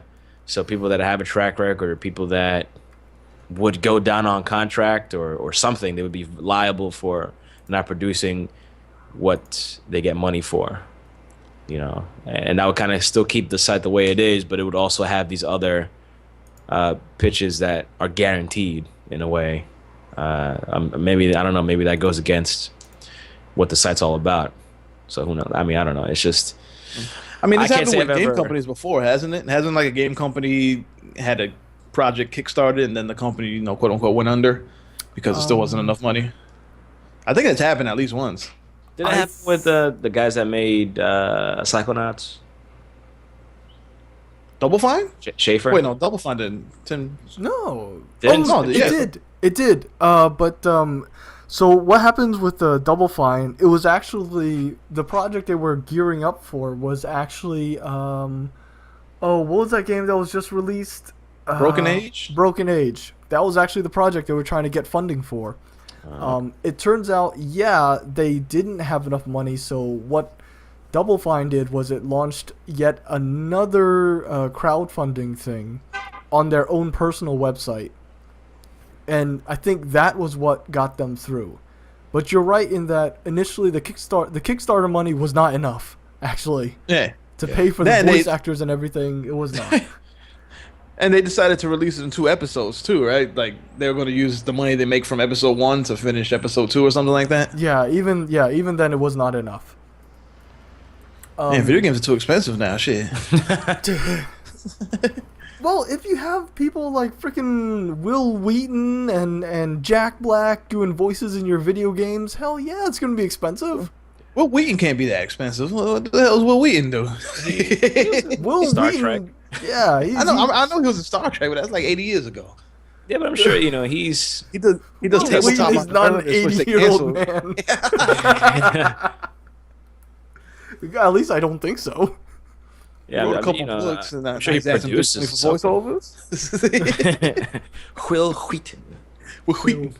Will Wheaton. They got massively so they got massively overfunded for Broken Age, so they increased the scope too much and had to ask for more money to complete it. Wow. That's what happened. Yeah, if you got a scope, stick to the damn scope and just make another game with the with the extra money. It's bad planning, I guess. Also, if you guys remember Clang? Clang was a Kickstarter game. It was, oh my god, it was back in 2012 when the Kickstarter bubble just began. A developer was like, oh, we wanted to create a game with realistic sword physics, where they were trying to design a game as well as a controller, motion sensitive controller, like a Wiimote, Yeah. but more specifically for a sword. They asked for about $500,000. Jesus. Only ended up getting about 170 grand, and now it's well, obviously that money didn't go through because they didn't hit the target. So now it's been on hiatus for coming on 2 years now. But I think That's a little overly ambitious right there. if you're trying to design a new game mechanic, you're gonna need the money. A lot of money, yeah. Maybe take it to a big studio and see if someone can back you. But I then mean, take it to the people. do you really need a lot of money? I mean, what To about? design a new engine and a new peripheral, I mean, yeah, you're gonna need a ton. Because like, if they were designing something specifically for the game, like a freaking like a Wii motion controller, then they're gonna need money for the prototype of it. They're gonna need money to patent it, which is a lot of money. They're gonna need, proof of concept plans laid out for everything. Yeah, so that's a ton of money. But I mean, why can't? I mean, innovations aren't a new thing. People have always, the video game industry has always brought out obviously a lot of innovative things. And back in the day, it was just small groups of people, even though they're creating engines. I guess maybe because the engines are much more complicated. But can't we, in a way, take it from step? Maybe they should split it into two different things. First, they work on one thing, and then maybe they work on the engine, and then maybe from that. Well, what they should have done, instead of trying to create a whole new peripheral, they could use the 4 or 5 that already exist. Yeah. And then just like you can use a Wii Motion Plus or you can use a PlayStation Move to do the same exact thing, and then just modify it a little bit to work with their new engine, and then it's all good. You know what I'm saying? I think they were just trying to make a new peripheral from start. Let me Yeah, that's not the smartest to be the first thing that you ever do is make a whole new peripheral that like 2 people will buy. Yeah. I guess maybe they want to get bought by Facebook. Like Oculus did or something. All right, let me just see if this will work. Yep, here we go. This is actually Clang, and this was. Oh no, they did make the goal. They did make the I'm goal. sorry. So that makes it even worse. Yeah, they did. They went over the goal. They got $500,000 bucks and they haven't done that. No, I didn't back them. I'm sorry. So this was actually the original video back in 2012. Let me pull up some audio here. Hallowed traditions of swordsmanship. For example, in this ancient manuscript, which I uncovered in a crumbling one. It's a nice video. It's a good video. Let's see. Oh, slice the room in half. Top secret sword lab, or at least it was until Sir Dumbass here went through my green screen. The decor is a little austere, but most of these guys aren't. See, I want a game like that. As you can see, It was like 30 people all fighting with swords at the same time. In fact, we never stopped. I So think then again, it's called chivalry. it takes a lot of people to make Fighting a and sword then that doesn't random guy juggling. yeah, those are 2 people juggling. You need to make any old regular game. Is he in between them? Yeah. He is. We have to bid against the people. Well, circus acts. All right, bam, bam. See, like they had Expert swordsman. a system. They just needed the peripheral. It's all about control, Luigi. I mean, it seemed like a big enough studio. But without him, you're just making a bogus piece of crap. Can't they could Are they? like, publisher, developer, or are those just random They ass just take a bunch of people off the street and give them swords and tell them to fight. It's not a sword game if you have to pull a trigger or push a All right, button he has a to swing Nintendo your 60. sword. I mean, Nintendo 64. Wow. I need to go back to sleep. 360 controller. Go ahead, try it. Get up. Yeah, see? Yeah, that's the prototype, I guess. controller. So here, hold this. This is stupid. And What it's the not heck? fun. What? Why is he swinging the sword in the machine gun shit? I don't know. We've been thinking about this for a long time, but still we don't know enough to make one game. No, that's a good question. Cart's asking how much of this pitch video how much does pitch video cost to make with all those people? Cost them about $500,000. The $26,000 and 125. 26,125 is for them to actually make the game. Don't worry, I we're wouldn't gonna be make a game, surprised. but we're going to go about it in such a way that other people can use our tools to improve But on what it's- So we've done. no one's ever heard anything from this guy in like the last 2 years? Nothing. HR. And he has all that money. Subutai just IT. disappeared. Or whatever the hell these Huh? guys do. That's what happened. I Oh, guess I check know this what out. I need to do Hey, is to that about help pay off my ready? loans. Create a Kickstarter. Yeah. Have my brother juggling pillows or something in the background. And I mean, people are giving companies like this like $500,000. If they just give me like 10,000, I can make a nice website for somebody. You know, I can finally get going on the projects I want. Scratching our heads over this thing to get it to the point where They even we're had ready to hire the talent yeah, that was we Gabe need Newell. to produce a simple They had play. Oh, that was. let me go back to It's that gonna be a big spot. open It was event. it's really funny. They had to get the triple XL mocap suit. oh, that is Gabe Newell. Oh, this Gabe. It's Gabe Newell about working on ready? the crowbar. These things, they take time. So that's what the money went to pay him to be in the pitch. That was 500,000 right there. Started to Hey. look around a few A years 10-second ago, we wouldn't cameo. have been ready to take advantage. It's taken us a few years of sparring and experimenting and But it's scratching just our like- heads over this Cool thing ass to beard, get it to though. the point Oh where yeah, no, we're no. ready to hire the talent that It's probably like need. 500,000 It's a just to simple maintain play that. game. There's not going to be a big open world where you can wander around killing badgers and Oh, X-Corp says harvesting 500,000 on a food because bill. those things are- So, the God. process of elimination is going to be an arena game. Lots of fighting, not a whole lot in the way of plot or character development. But look at that. They had the game. Kind of They what we had, do for a you living, know, so we can always they add had that so stuff much in later ready, once this thing is up on and its it was feet. just like, We're nope. ready. I We've guess got we can't. geeks in suits of armor. We've got They just geeks disappeared. in front of I'm like, computer what the hell, workstations. dude? We've got a You- lot of you had people out everything there who ready. like to What- play what's- games with come on. sword That should be fighting. more than enough to develop. I mean, Step that game, it not up to something a little bit more not to interesting. be rude, but that game looked pretty crappy in the in the state that it was in. Into something that'll 500,000 work. should have been So more than let's enough to go. clean that up and make it a lot better, and I then put just- it out there. They should have Hell. taken that money to work on an engine and make Bushido Blade 3, and then I would have been happy. I'll be down. And Bushido then- Blade 3 with an actual sword? Yeah. Well, I mean, they could, with the controller, and then they did the sort of thing afterwards. I mean, I think they were trying to do a little too much. Well, actually, what they were trying to do, what this guy was trying to do, was take all that money and run with it. I mean, hell, you could have released that in alpha and charged people, $15, $20, and people would just people like us would chew that up. Hey, well, I can stab people? Yes. Like I can actually swing this stuff around.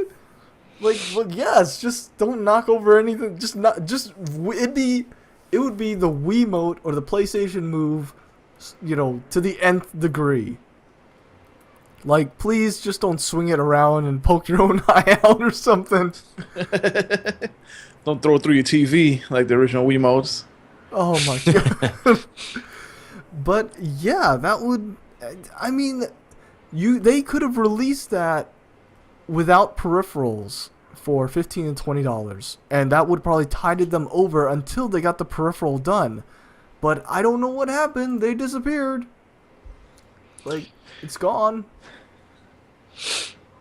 I mean, We do had they, a few not too have, many sushi dinners, huh? do they not have an address or something? Like, I mean... Apparently, they're in Seattle. Oh, this was the company that you said that Seattle suit. No, that was a different company. Oh, that was a different. No, that was a different. card game. Oh, See, okay. the Seattleans that back this should show up with pitchforks and torches in the front of the game development studio I and take their money back.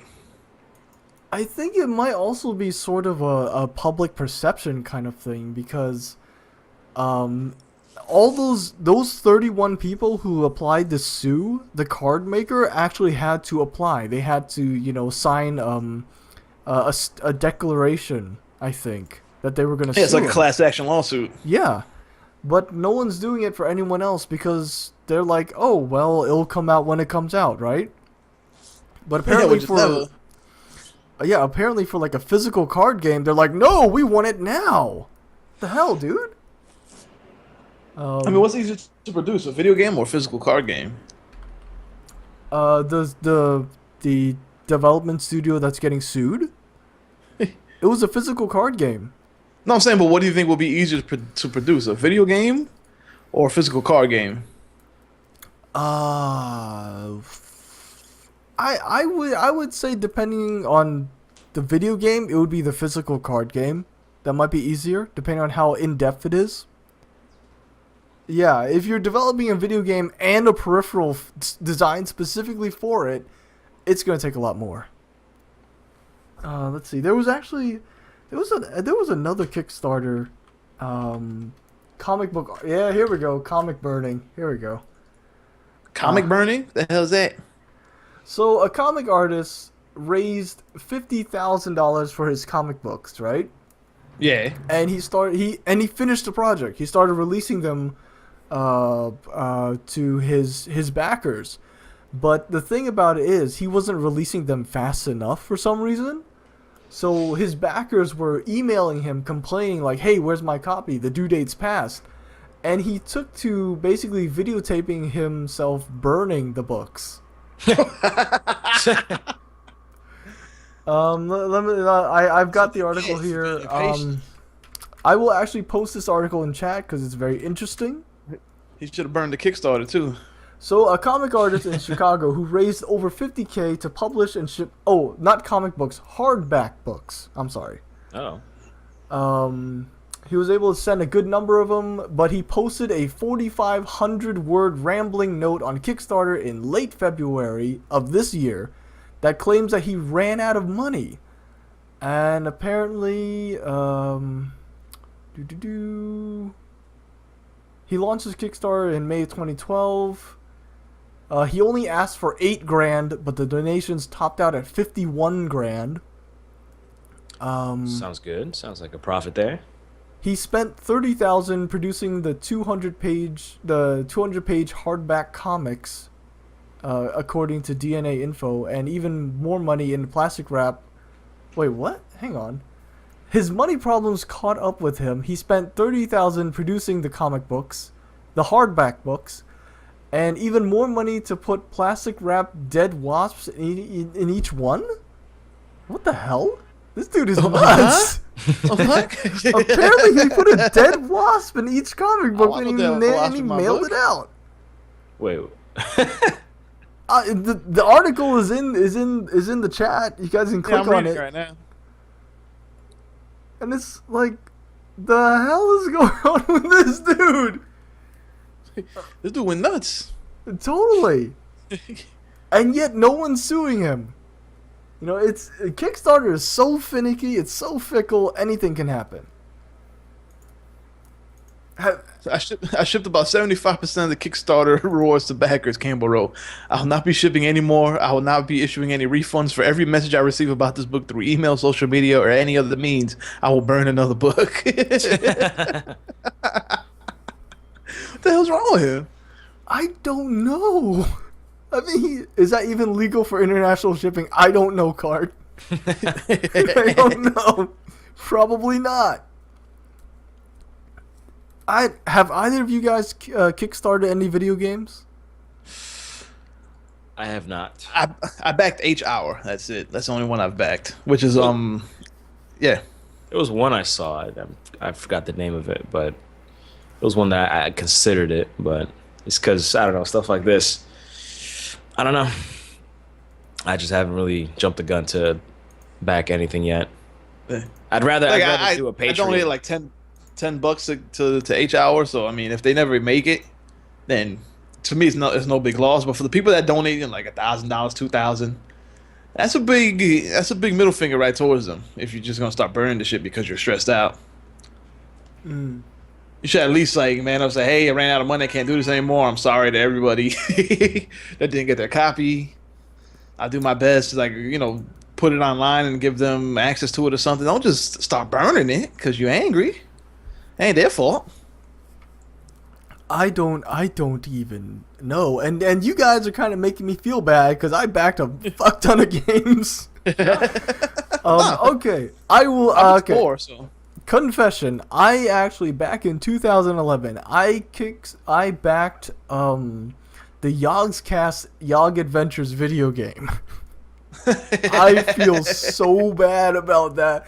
It was supposed to be finished like a year ago. I've heard nothing about it. I put like $60 into it, and I even have the poster to prove it. And it's just, oh my god, I've wasted so much money. Guys, listen to these two. Don't follow my example, okay? Don't kickstart willy-nilly, because that will hurt your bank account. like bad. Like I kickstarted a lot. It hasn't been made yet, or they're just still working on it? They're still working on it. It was supposed to be out last year. Like they even had concept. They even had gameplay up and everything. You know, they run a lot of YouTube channels, so maybe they're just trying to make it as best as they can. And then Oh no! It wasn't made by them. They subcontracted it out to another development studio in the Netherlands or Sweden or something like that. Oh, okay. But yeah, that was supposed to be their only project to work on, and they're still working on it. And I feel terrible because I like, come on, it's been 3 years, man. Like, Yeah, I don't think you ever seen a return on that money. no, it's gone. Yeah. it's I so mean, gone. if it comes out, what do you get besides just the game for your $60? I've actually gotten everything else except the game. Oh, so that's the only thing that's Okay. left. That's I mean, it. at least they gave you everything else. Like the posters, probably $10. Yeah, they gave me the physical swag. All that's here. But you want the game? You want to play something? I want the game. I mean, what was the game supposed to be? Like, what kind of game? Platformer, Minecraft knockoff? It was supposed to be a Minecraft like platformer knockoff ish. Like you know how Minecraft has the shitty platforming. It was supposed to be Yeah. that, but with better platforming, apparently. Yeah, it was just, oh my god, I regret that ever since. But then I supported good games like Necro and Guns of Icarus. Those were great. Any other games that you support that haven't come out yet?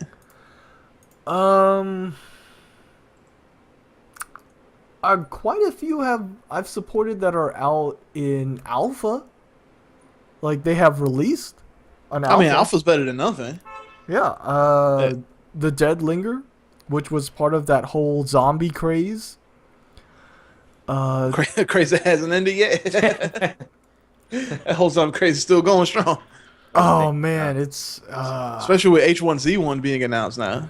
oh my god, really? How many is that now? Let's see. We A have Daisy, obviously. DayZ, you had the Warzy, which is now what, infected or something like that? Was something day one infection. They changed Yeah. it. Oh god, that was such a bad game. I'm so glad I never got caught into that one. Wait, I mean, H1Z1 is supposed to be an MMO zombie game, though. Infestation Survivor Stories. That's what they changed the name to. There you go, yeah. That was what? Warzy? That was the Warzy, yeah. Okay. It literally has a 20 meta score. I've never seen something that low. How do you get a minus 13?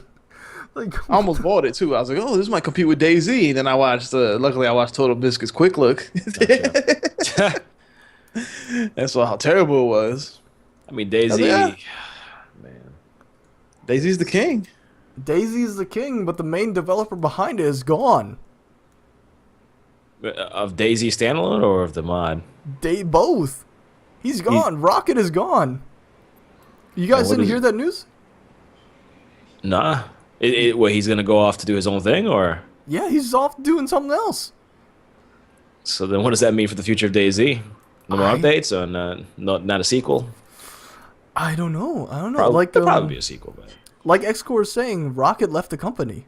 The main man behind the original mod is gone. I'm sure someone gave him a very nice offer somewhere else. Yeah. Hey, you're probably going to see an Activision zombie game soon. Oh no. Call of Produced Duty, by Rocket and Cliffy B. Call of Duty Advanced Apocalyptic Zombie Warfare, robots and aliens, Survival Edition. Kevin Spacey, As a zombie. warrior princess. As a zombie warrior princess. I would actually pay to see that. Call Z. Oh, God. Call of Z. Call of Z. Kevin Spacey, zombie warrior princess. That's so bad. Oh my god. I wouldn't mind them doing like a World War Z based game. Put the Battle of Yonkers in there and stuff. Left 4 Dead. Yeah, I was just about Yeah, to say Left 4 like Dead. book or movie. Book, not the. I mean, the movie wasn't bad. I like the movie for what it was. It wasn't the same as the book, but If you strike all association between the book and the movie, then I'd say yeah, the movie's not bad. But yeah, that's the thing. They don't share anything other than the name and the fact that there's a zombie apocalypse of some sort going on. Yeah. Boys, have you seen the movie or read the book? Neither, unfortunately. I have a backlog, especially with books. I have a backlog, and I plan on reading DayZ. I mean, Daisy. Oh God. Daisy the book. I plan on reading. Daisy the book, chapter 1. I get up, headshot. Chapter 1, I'm just crawling here on the beach. Chapter 2, I'm still crawling. Chapter 3, I think I found an empty can of beans. Chapter 4, is that a guy over there? No, it's just another Chapter 5, this door is glitched. Chapter 6, it's dark as shit. No, I would love to, but I haven't. I mean, right now I'm reading some book about the Yankees. I have to finish that. I get the You chance. still haven't finished that damn book? It's just I haven't. I'm streaming, man. Streaming. Chapter 7, I tried to climb a ladder and broke my legs. Oh, that's a good one, X-Car. Yeah. That happened to me many times in that game. Or if for some reason your guy falls off the ladder and you just click-clack both your ankles. Oh, hey, V-Axis, how's it going, man? What's going on, man? Welcome to the Checkpoint Podcast, where we're talking about the Daisy the book. Daisy novelization. And its Dude. sequel, Kevin Spacey, Zombie Warrior Princess. 1080p edition. I wish we had an artist in the chat to draw this shit. It's like I would. It's a graphic design. X-Core, draw something up for us. Oh, you know what? I just made a connection in my head. If you've ever seen House of Cards, he actually plays Call of Duty in the show. What? Yeah, he uses he plays Call of Duty to de-stress. To not. Someone else said that in the chat before. I think. Wait, Yeah. Kevin Spacey's character Yeah. plays Call of Duty, and he's gonna star in. Wow. So I guess maybe that's smart advertising right there. That's incredible. Because who knows if in the next one they're gonna show this game that he's gonna be playing the game or something in the show. I will. Yeah. I mean, oh my god, what if they actually show footage of Kevin Spacey looking at Kevin Spacey and he's like, damn, that's a sexy ass character. The thing is, I like the way they did it in the show, because you know how they usually represent people playing video games like in a movie or a TV show. Yeah, they're over here like. Yeah, like they're totally unrealistic. The controller in the air, and he was actually just kind of just sitting and actually just playing. Oh, I think he was actually playing, and they were just filming him playing. Like he was just sitting like a normal person playing, and just kind of zoning out. Instead of just like one ass on the couch, the other ass is like just hanging out, and he's like super overreactive and just hammering at the buttons. Yeah, no, he's just sitting down, just chilling, and just playing. Wow, I wonder if he actually played the game. Huh? That's weird. That's cool, actually. Can you imagine like older actors just sitting down to play video games? Well, Ice-T, middle aged. Yeah, Ice-T does. He plays. I think maybe Samuel L. Jackson plays, or he's into like comics or something. I think Jack Black plays video games. Oh well, yeah, he's in several video games. Daniel Craig, he says he plays video games. Daniel Craig, really? I didn't know that. Yeah, James Bond. Oh man, that's cool. Yeah, I mean, it'll be a normal thing in the future when we get older. Everyone's growing up a gamer now, so. Yeah, as Mr. T plays. Oh my god. My night elf mohawk. I was about to say, do we want to get into those commercials? Loves his mama every day of the week. Mama, I'm sorry. I'm sorry. Do we want to get into World of Warcraft? Have either of you I two- know nothing of World of Yeah, Warcraft. I don't know much about it. Ah, okay. I mean, I guess we could speak about it, somewhat. From the outside. I've seen it ruin lives and I've seen it make lives. Yodcast, hey, World of Warcraft. That's true. And people have gotten married over it. Like physically met each other through it, and then Yeah. they meet in real life, and then they got married. Mm-hmm. Yeah, dude. Okay, I played World of Warcraft. Hang on, let me just change the current topic here. I played World of Warcraft from about 05 to about 09. You yourself. Yes. Okay. Can you imagine how much money I poured into that game? What As a is like- it? 05 to 09, 12 months a year. Oh, you mean just like monthly, right? Yeah. A lot of money. a lot of fucking money. Then But again, I mean, did you get your money's worth? Money's worth. yes, Yeah. more than my money's worth on some occasions. Probably me and Big Red probably spent more money in general during those years than you did just on World of Warcraft. Because was it $15 a month? That's only if you pay it per monthly, but if you do the big bulk one, it actually turns out to be less. Okay, so pay $60 for a game, we probably paid more, even though we played the a larger variety of games. So probably maybe if you tally it up, you probably paid less than we did. You Especially played. through those years. Yeah. Oh, 05 wow. 09 was when I still had like money to spend. I was buying at least like two $60 games a month. So yeah, you probably actually pay less playing World of Warcraft than we did playing console games. Possibly, but my point was I actually had a couple of guild mates who actually were on the East Coast, Mhm. and they met each other in real life and ended up getting married.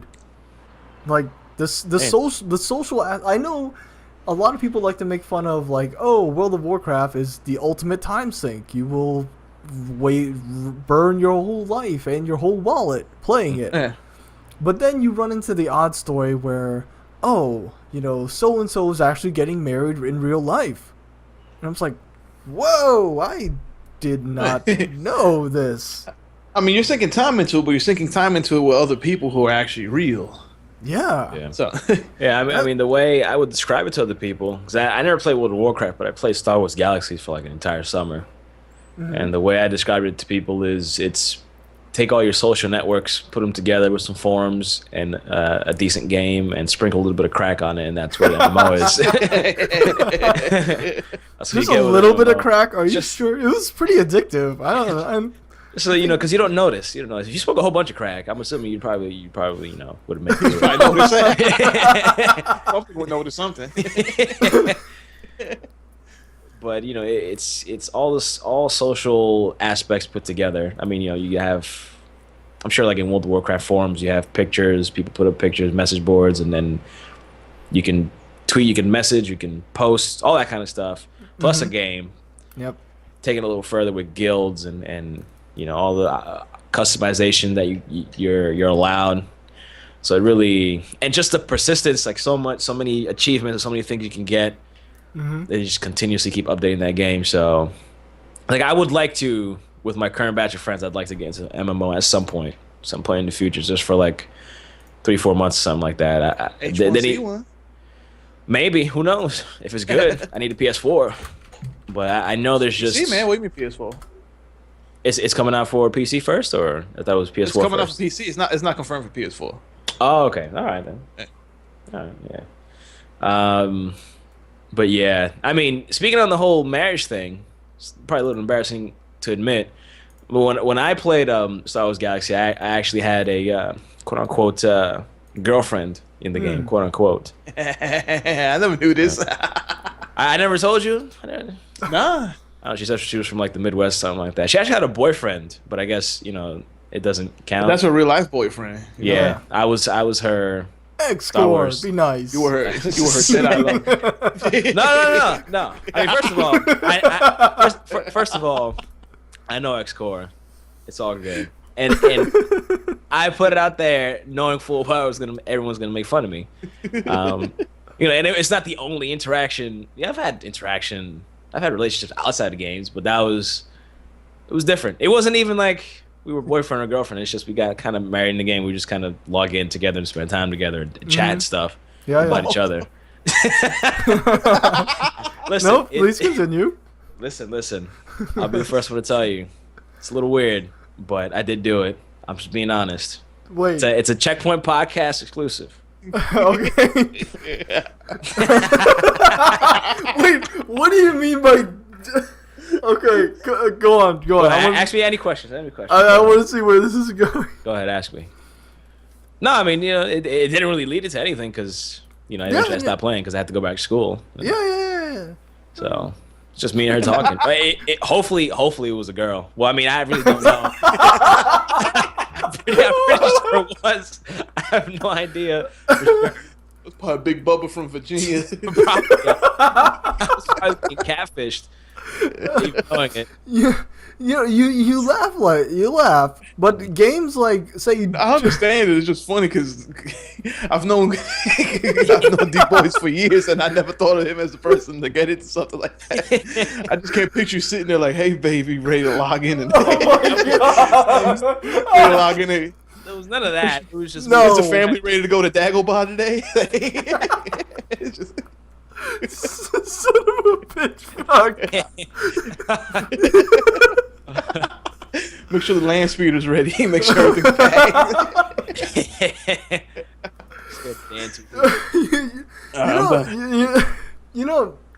You say that, but games like not just games like WoW, but games like Journey, because Journey has a multiplayer aspect. It's very emotionally bonding. I will admit that when I played Journey, it was one of those games where like I knew what people were saying about it, so I waited till I had 2 hours just completely uninterrupted, turned the lights off, put the headphones on, and played it. And I like in the first level, you know the online aspect that you find a partner to go through the game with, and for some reason like 45 minutes into the game after I had gone through all the game with the partner. My PS3 disconnected from the internet and I lost him or her, and I just felt so devastated. I was like, "No, we were so close." It's like I almost stopped playing the game because the person left. That was on this journey with. So on the screen right now, I have a comic from Critical Miss over at Escapist Magazine, and it's about the game Journey, and it's pretty much like you don't communicate at all. You don't speak at all. There's no verbal or written communication aside from you just like pinging each other. And the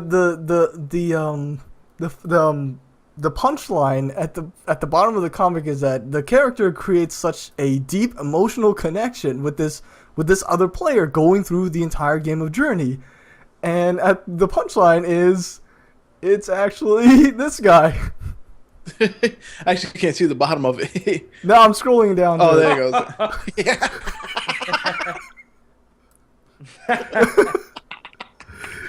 So It really, might have been. You never know. Yeah, no, you have no idea. I mean, I lost my Journey partner as well, but whoever the person was actually died. I don't know if you guys remember. There's like a That underwater big ass like worm thing. the part where you're like eel underwater. thing. Yeah. My partner got obliterated. I guess I'd like to be dramatic and say that my partner gave their life for me because they were they were bait for this giant creature, and I was able to get to the next part. But Did you feel emotional? I felt bad. I did. I felt bad, and the only thing that game was missing was at the end. X-Core said, ironically, that's Boyce's Star Wars girlfriend.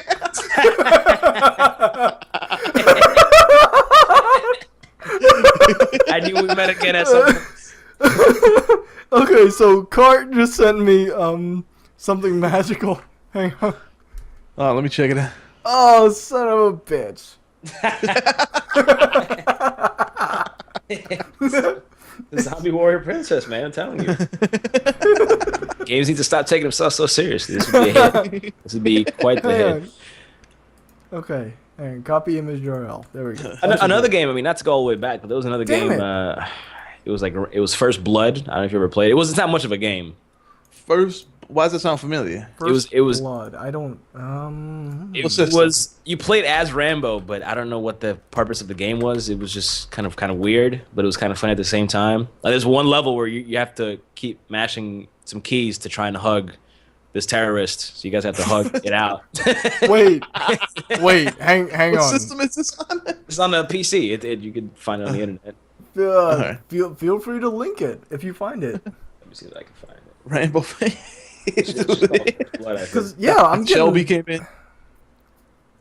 I'm just getting Rambo games right now. Yeah, all I'm getting is the most recent Rambo game, which was atrocious. Play Rambo First Blood Part 2. Let's see. Rambo 6 First Hug. Oh, it's called Last Blood. Oh, Last I was, Blood. okay. It's not the first blood, damn it. It's the last. Let's see. Is this it? No, this is not it.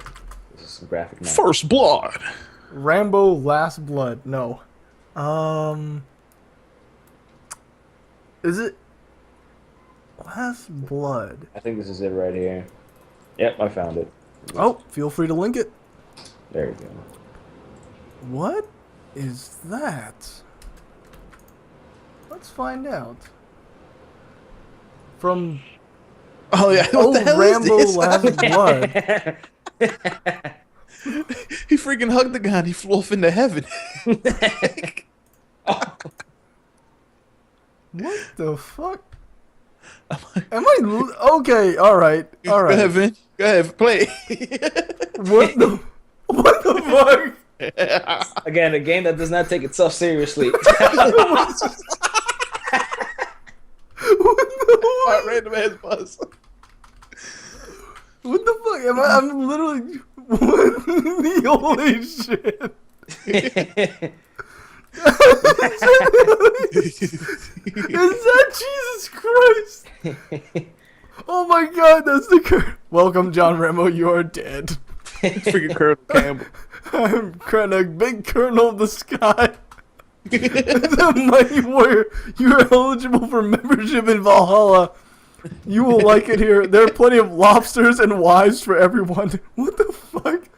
To join us, you must make amends with the ghosts of those you have slain. Perhaps with a mighty hug. There it is. There it is. Hug it out, bro. Come on. The souls you make peace with will join you for Lobster Fest.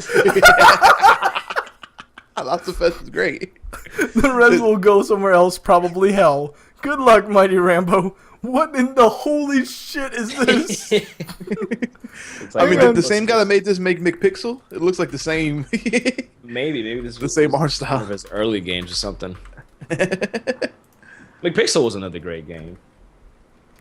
Oh my God. Anyway, what other kooky oh my God. Is this a ninja dude? Big Hug. Monks hugging. Oh my God. Did he have to take off his shirt?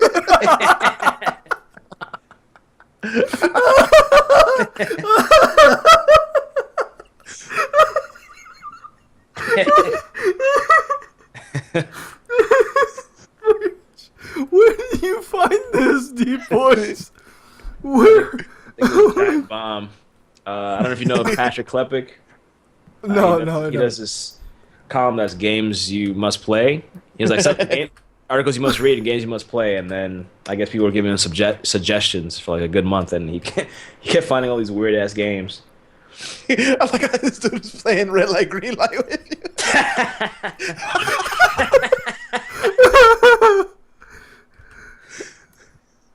Oh my God.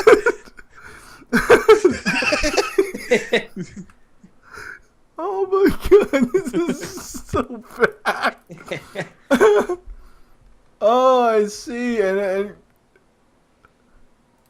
wait, what? Hug it out. Oh, you don't wanna. Come on. Uh-oh.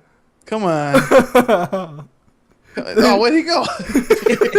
Give him a hug, he won't believe. Oh my god. What the fuck? What the hell's going on now? I don't even know.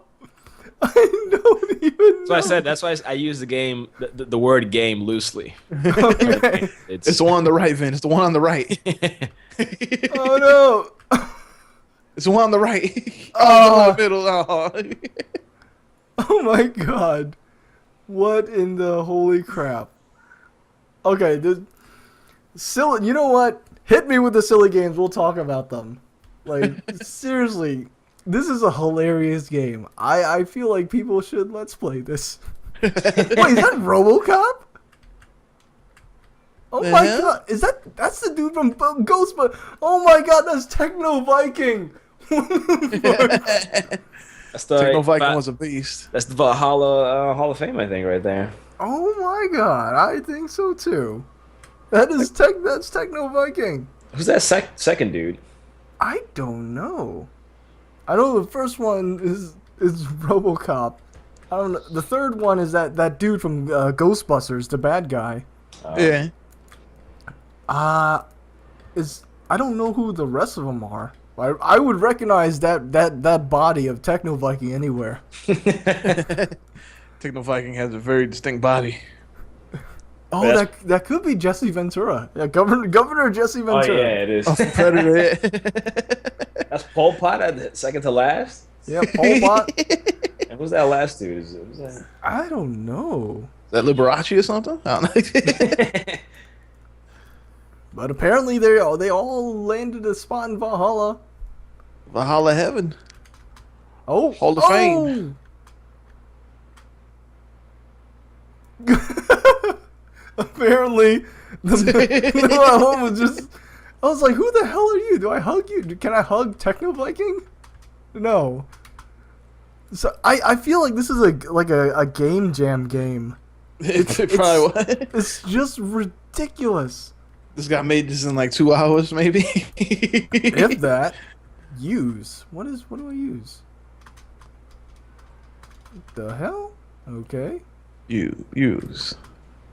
I use Maybe the E? music. I don't have the sound playing on right now. What the hell? Anyway, moving on. Is that the Statue of Liberty? It is. Use telephone. I can what? What? Man, this game is weird. What the hell? There's a What the fuck is going on? Hug. There was another one that I saw, but I don't think you can stream it because it has some X-rated parts to it.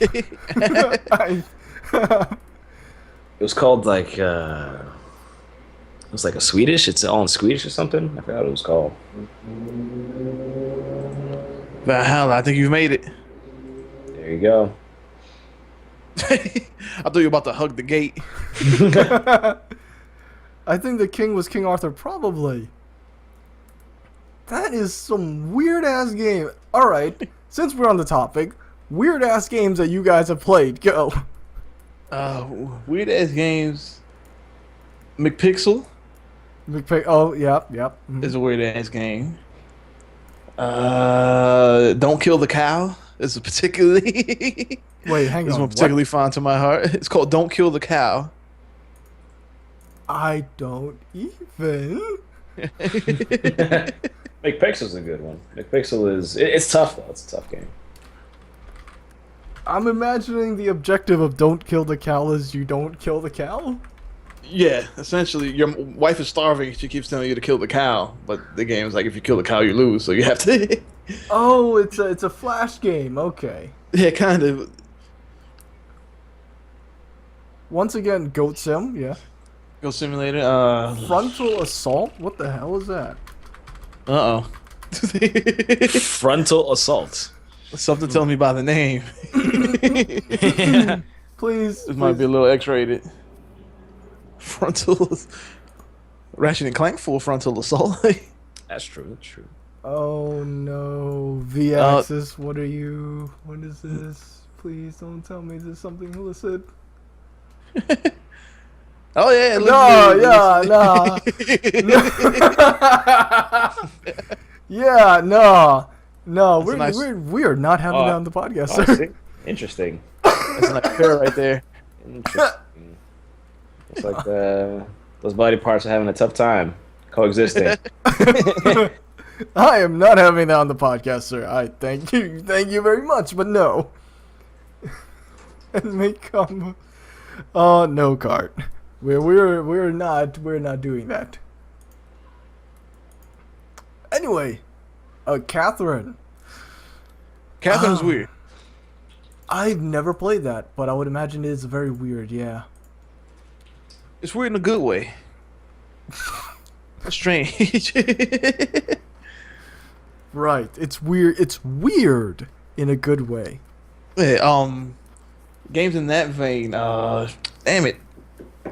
What was the name of that game that came out like a year or two ago? It was made by the people that made Resident Evil, or in the same vein. I think maybe Robert Rodriguez had a hand in it, or Guillermo del Toro, one of them. Resident Evil? Are you sure it wasn't Yeah. House of the Dead? Say that again? Are you sure it wasn't House of the Dead? Like Typing No, of no, the no. Dead or No, House no, of no, the no. Dead Overkill? No, it wasn't any of those. It was a third-person shooter game like Resident Evil, and it dealt with zombies and stuff. I keep forgetting the name. Third-person shooter Resident Evil, and it was... Tokyo Jungle was a good weird game. Anyway, while we're deciding, I'm going to have the H1Z1 gameplay trailer up right now. There's so many zombie games. Holy crap. Yeah.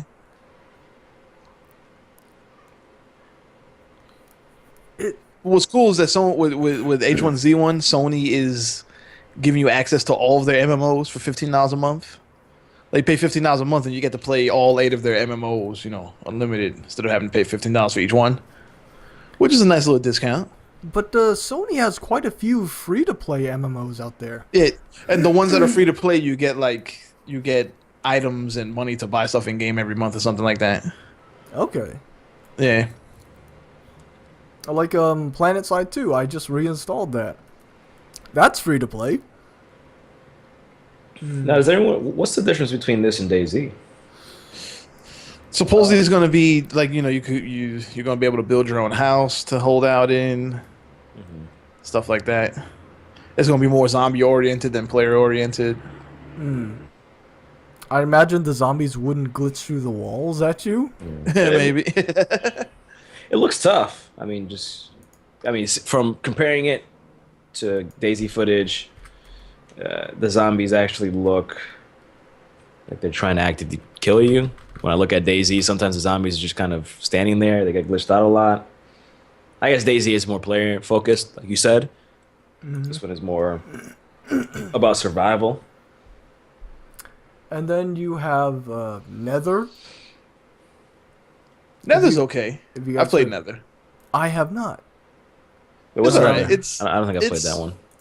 It's kind of like DayZ, but instead of zombies, it's like these demons that teleport and stuff. And it's instead of being in like the middle of unnamed Eastern Russian or Eastern European like wilderness, it takes more. It takes place in the city a lot more. It's What'd you cool. play it It's for? What'd you nothing play it on? special. It's on PC. Yeah, Vin got a video of it right now, I think. Yep. This was more about it's no zombies. Wait, you said it's demons. It's like monsters and stuff instead of zombies, and other players, of course. The other players are out to get you, just same as in DayZ. Yeah, see, it's like these quadruped Yeah. monsters that come to attack you and shit. It's okay. I thought it was kind of boring. Yeah, that's what I was about to say. Is it basically DayZ except with demons instead of zombies? Mm-hmm. In a different setting. It's basically a palette swap, don't you think? I mean, I never played either one of them enough to really, like, say if it's a palette swap or not. But I don't know, it just didn't hold my interest for that long. I think I actually saw Nether being streamed earlier. I don't know. I just feel like there are so many of these types of games out now. You're either super realistic or it's a zombie hardcore survival. Because let's just name the entire genre like horror survival. Like it is survival horror multiplayer thingy. It should have a name, but it doesn't right now. I mean, DayZ, they like to call themselves hardcore survival. Hardcore survival. There we go. Yeah, because it's one of those things where once you die, that's it for your character. You start from square one. It's I don't know. There's just so much of that. It's kind of, I don't want to say saturated, but there are just so many things to choose from. Either like each game has to have its own unique shtick by now. Yeah, and it seems like a lot of them come out, but none of them, like, everyone's trying to compete with DayZ, but none of them can. DayZ is just like one of those things that you can't explain why it got so popular. Just right place, right time, had the right feel to it. It's popular, and that's why DayZ Standalone is still the king of that genre. I would say it's sort of the king because it was the first. Because there are a lot of there are a lot of games out there that sort of work actually, but they're not as popular because DayZ was the first. Yeah, I'm just saying, like, in terms of pure amount of people playing it, DayZ is still. Oh yeah. I mean, it's sold, like, in 6 months that it's been out as standalone, it sold 2 million copies. Yeah, and Rust is catching up too. Well, Rust, they removed all the zombies. It's purely player interaction right now. Yeah. Rust. Which one is that one again? Where you start as like a caveman with a rock. Ah. Yeah. Okay. The one that Barbecue always plays. Okay, yeah. I don't know. I kept thinking of Dust. Dust. Was it Dust 514? Oh yeah, that was the PlayStation 3 one that no one really played. Yeah, we'll see. We'll see how H1Z1 turns out. Hopefully, it's good. Thing is that at this point, it's how do I say this? It's already after the trend. It's not creating the trend. DayZ kind of started the trend and it's kind of following on it. So I don't think it's going to be as popular. It's going to last as long. Oh. Apparently, Rust is about infected animals instead of zombies. Oh, okay. And players and people. and players and people, but like so are you just you're just replacing zombies with infected other thing. Like insert infected thing here. But or rather don't. The cool like house building element and everything. Yeah, but I think that game suffered from a lot of hackers. Hey. What, Rust? Yeah. Yeah, Russ had a whole hacking scandal for a little bit, spearheaded by Omewrecker on YouTube. He was going around trying to find the hackers, and the developers were kind of ignoring them. So what did he say? He was just like, everyone just start hacking. He created his own. He created his own private server, and that's what he does now. Oh, there's not even like a gameplay trailer. It's all of the video content is purely community driven. Oh man, wow. Okay.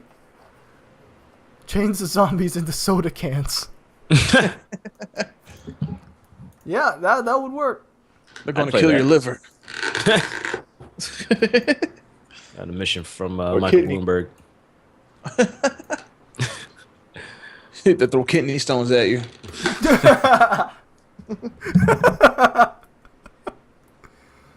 Oh man, that's bad. Hello, Aniko. Hello. Oh, that's right. I have the game development podcast right after this one. Yeah, what's it on? 6 p.m. Oh. So yeah, that's why when I say back-to-back podcasts, I mean back-to-back podcasts. You're putting in that work. Oh, I'm putting in all the work. I haven't even eaten lunch, man. Oh, you should definitely get on that. That's just important. Trust me. Anyway, I've streamed without eating lunch, and it's not good. It's not a fun sight to see. goo, ouch. But anyway, to that effect, how about we wind down this podcast? Any other last minute topics you would like to talk about, or the chat could ask us questions? I mean, I guess Jack could ask his questions. I'm dead. Yeah, I don't really have any topics in mind right now. Actually, I have some questions. Big Red, do you stream? I don't yet. I might start right after this podcast, actually. What do we have in store for the future? Okay. Big Red, how about you start off? What future projects do you have, or gaming series? I think you're still releasing the Monaco stuff right now. Yeah, I still got the Monaco stuff I recorded with you guys, with you, X-Core and Maximus. So we got to finish that, and I'm starting a couple of MLB The Show series coming up this week when I'm actually allowed to post the videos. Oh, what is that? MLB The Show. It's a baseball game for the PS4. Okay. Yeah, it comes out on Tuesday, but I procured an early copy, so.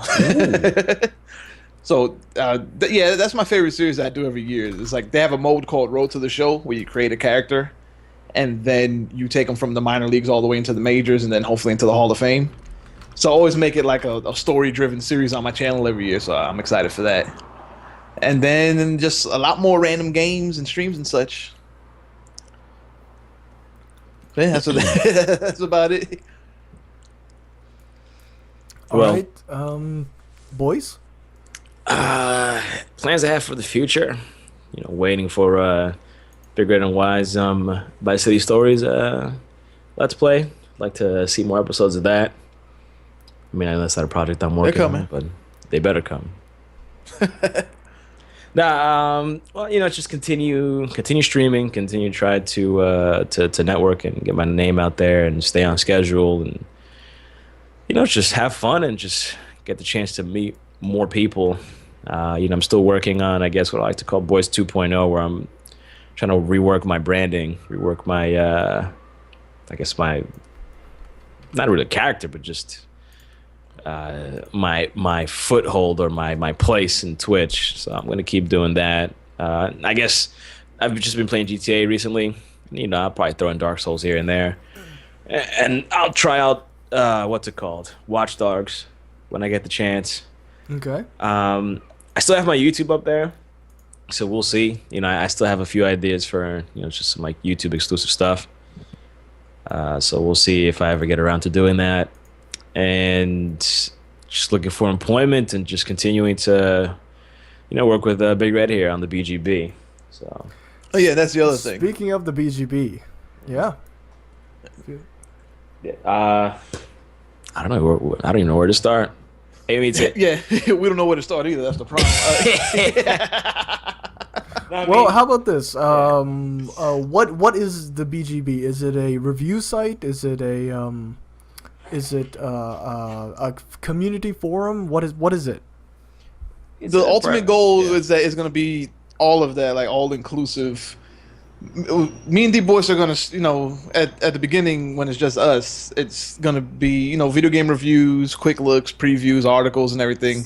Media but focused. I would like, yeah, but we would like to do more media focus and to try to present the whole gaming industry and community in a way that's a lot less, I guess, uptight. Like how GameStop and GameSpot, IGN and all these Joystick and all them, they've kind of been entrenched into the game community, and they just kind of present the facts for what they are.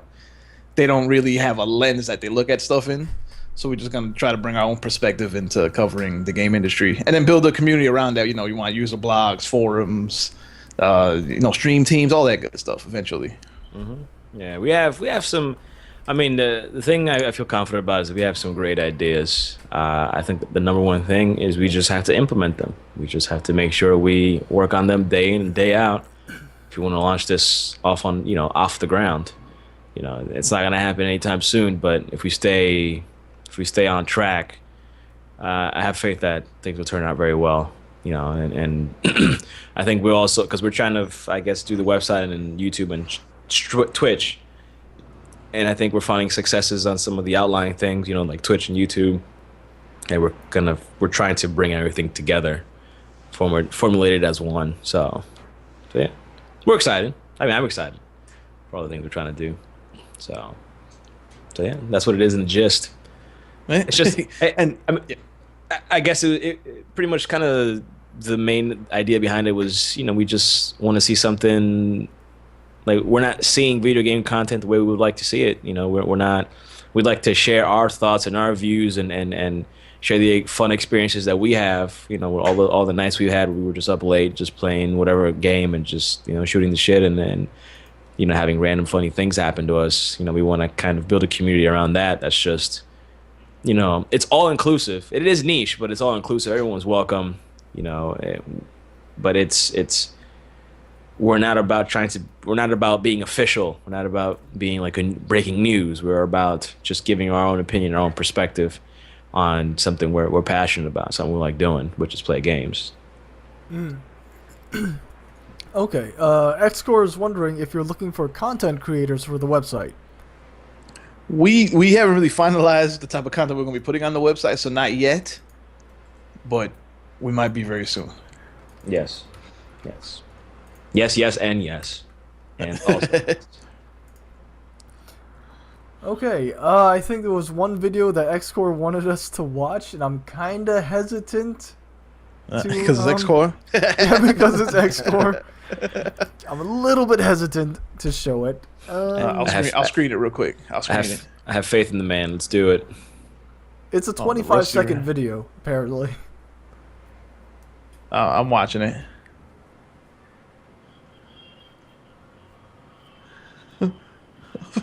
Okay. All right. It's good. It's good. It's clean.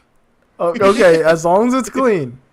That's all I care. All right, we will be having. That's actually pretty damn good. We will actually be having audio with this, so boop. Monitor capture is up. Let's just move this over here and hit it.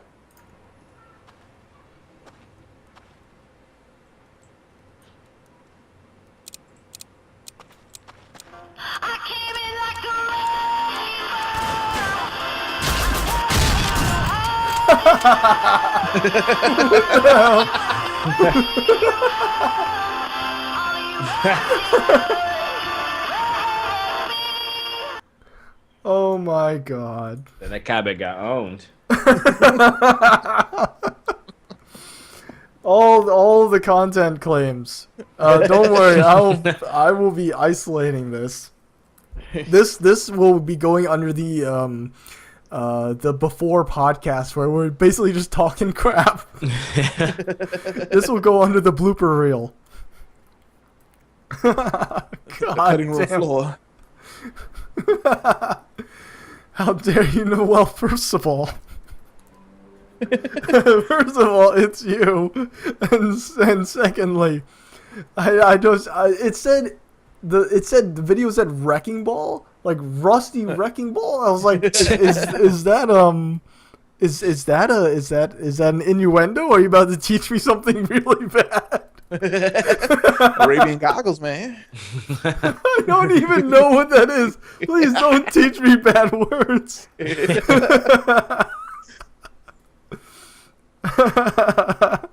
Just add it to the repertoire. Oh my god. No. Just use it and then learn about it later. Expect it.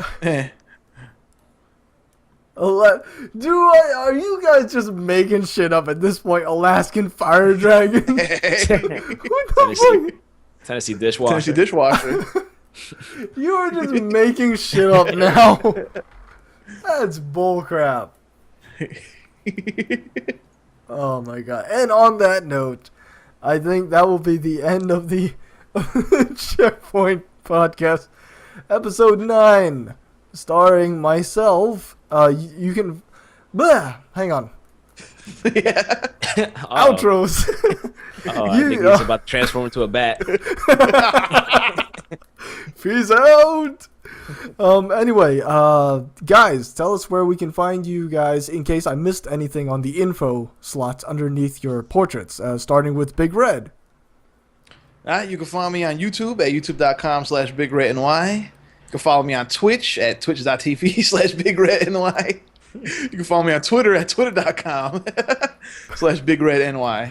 And of course on the BGB.com. At BGB.com. And Deepboyce, would you like to? Yes. You can find me on Twitch at twitch.tv/Deepboyce. Twitter at Deepboyce. And YouTube at youtube.com/Deepboyce. Also, you can find my Star Wars Galaxy's Girlfriend on youtube.com/Lost You in Journey. Never see you again, unfortunately.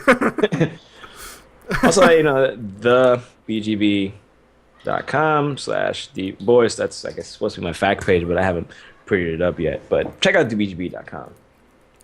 And as always, you can find me here on youtube.com/SuperVin47, Twitter at SuperVin47, or Hitbox at SuperVin47.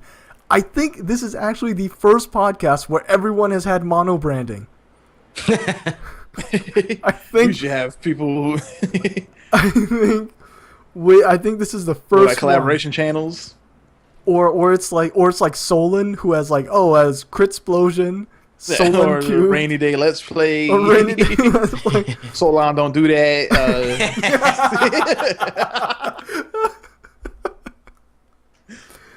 Oh, okay. He's all all over the place. Points his girlfriend's on Craigslist. Under one's connection. Son of a bitch. Find her on Skonex. Yeah. All right. I think on that note, I need to get some food in me in the next 20 minutes or so before the next podcast. Whoops. There we go. And we are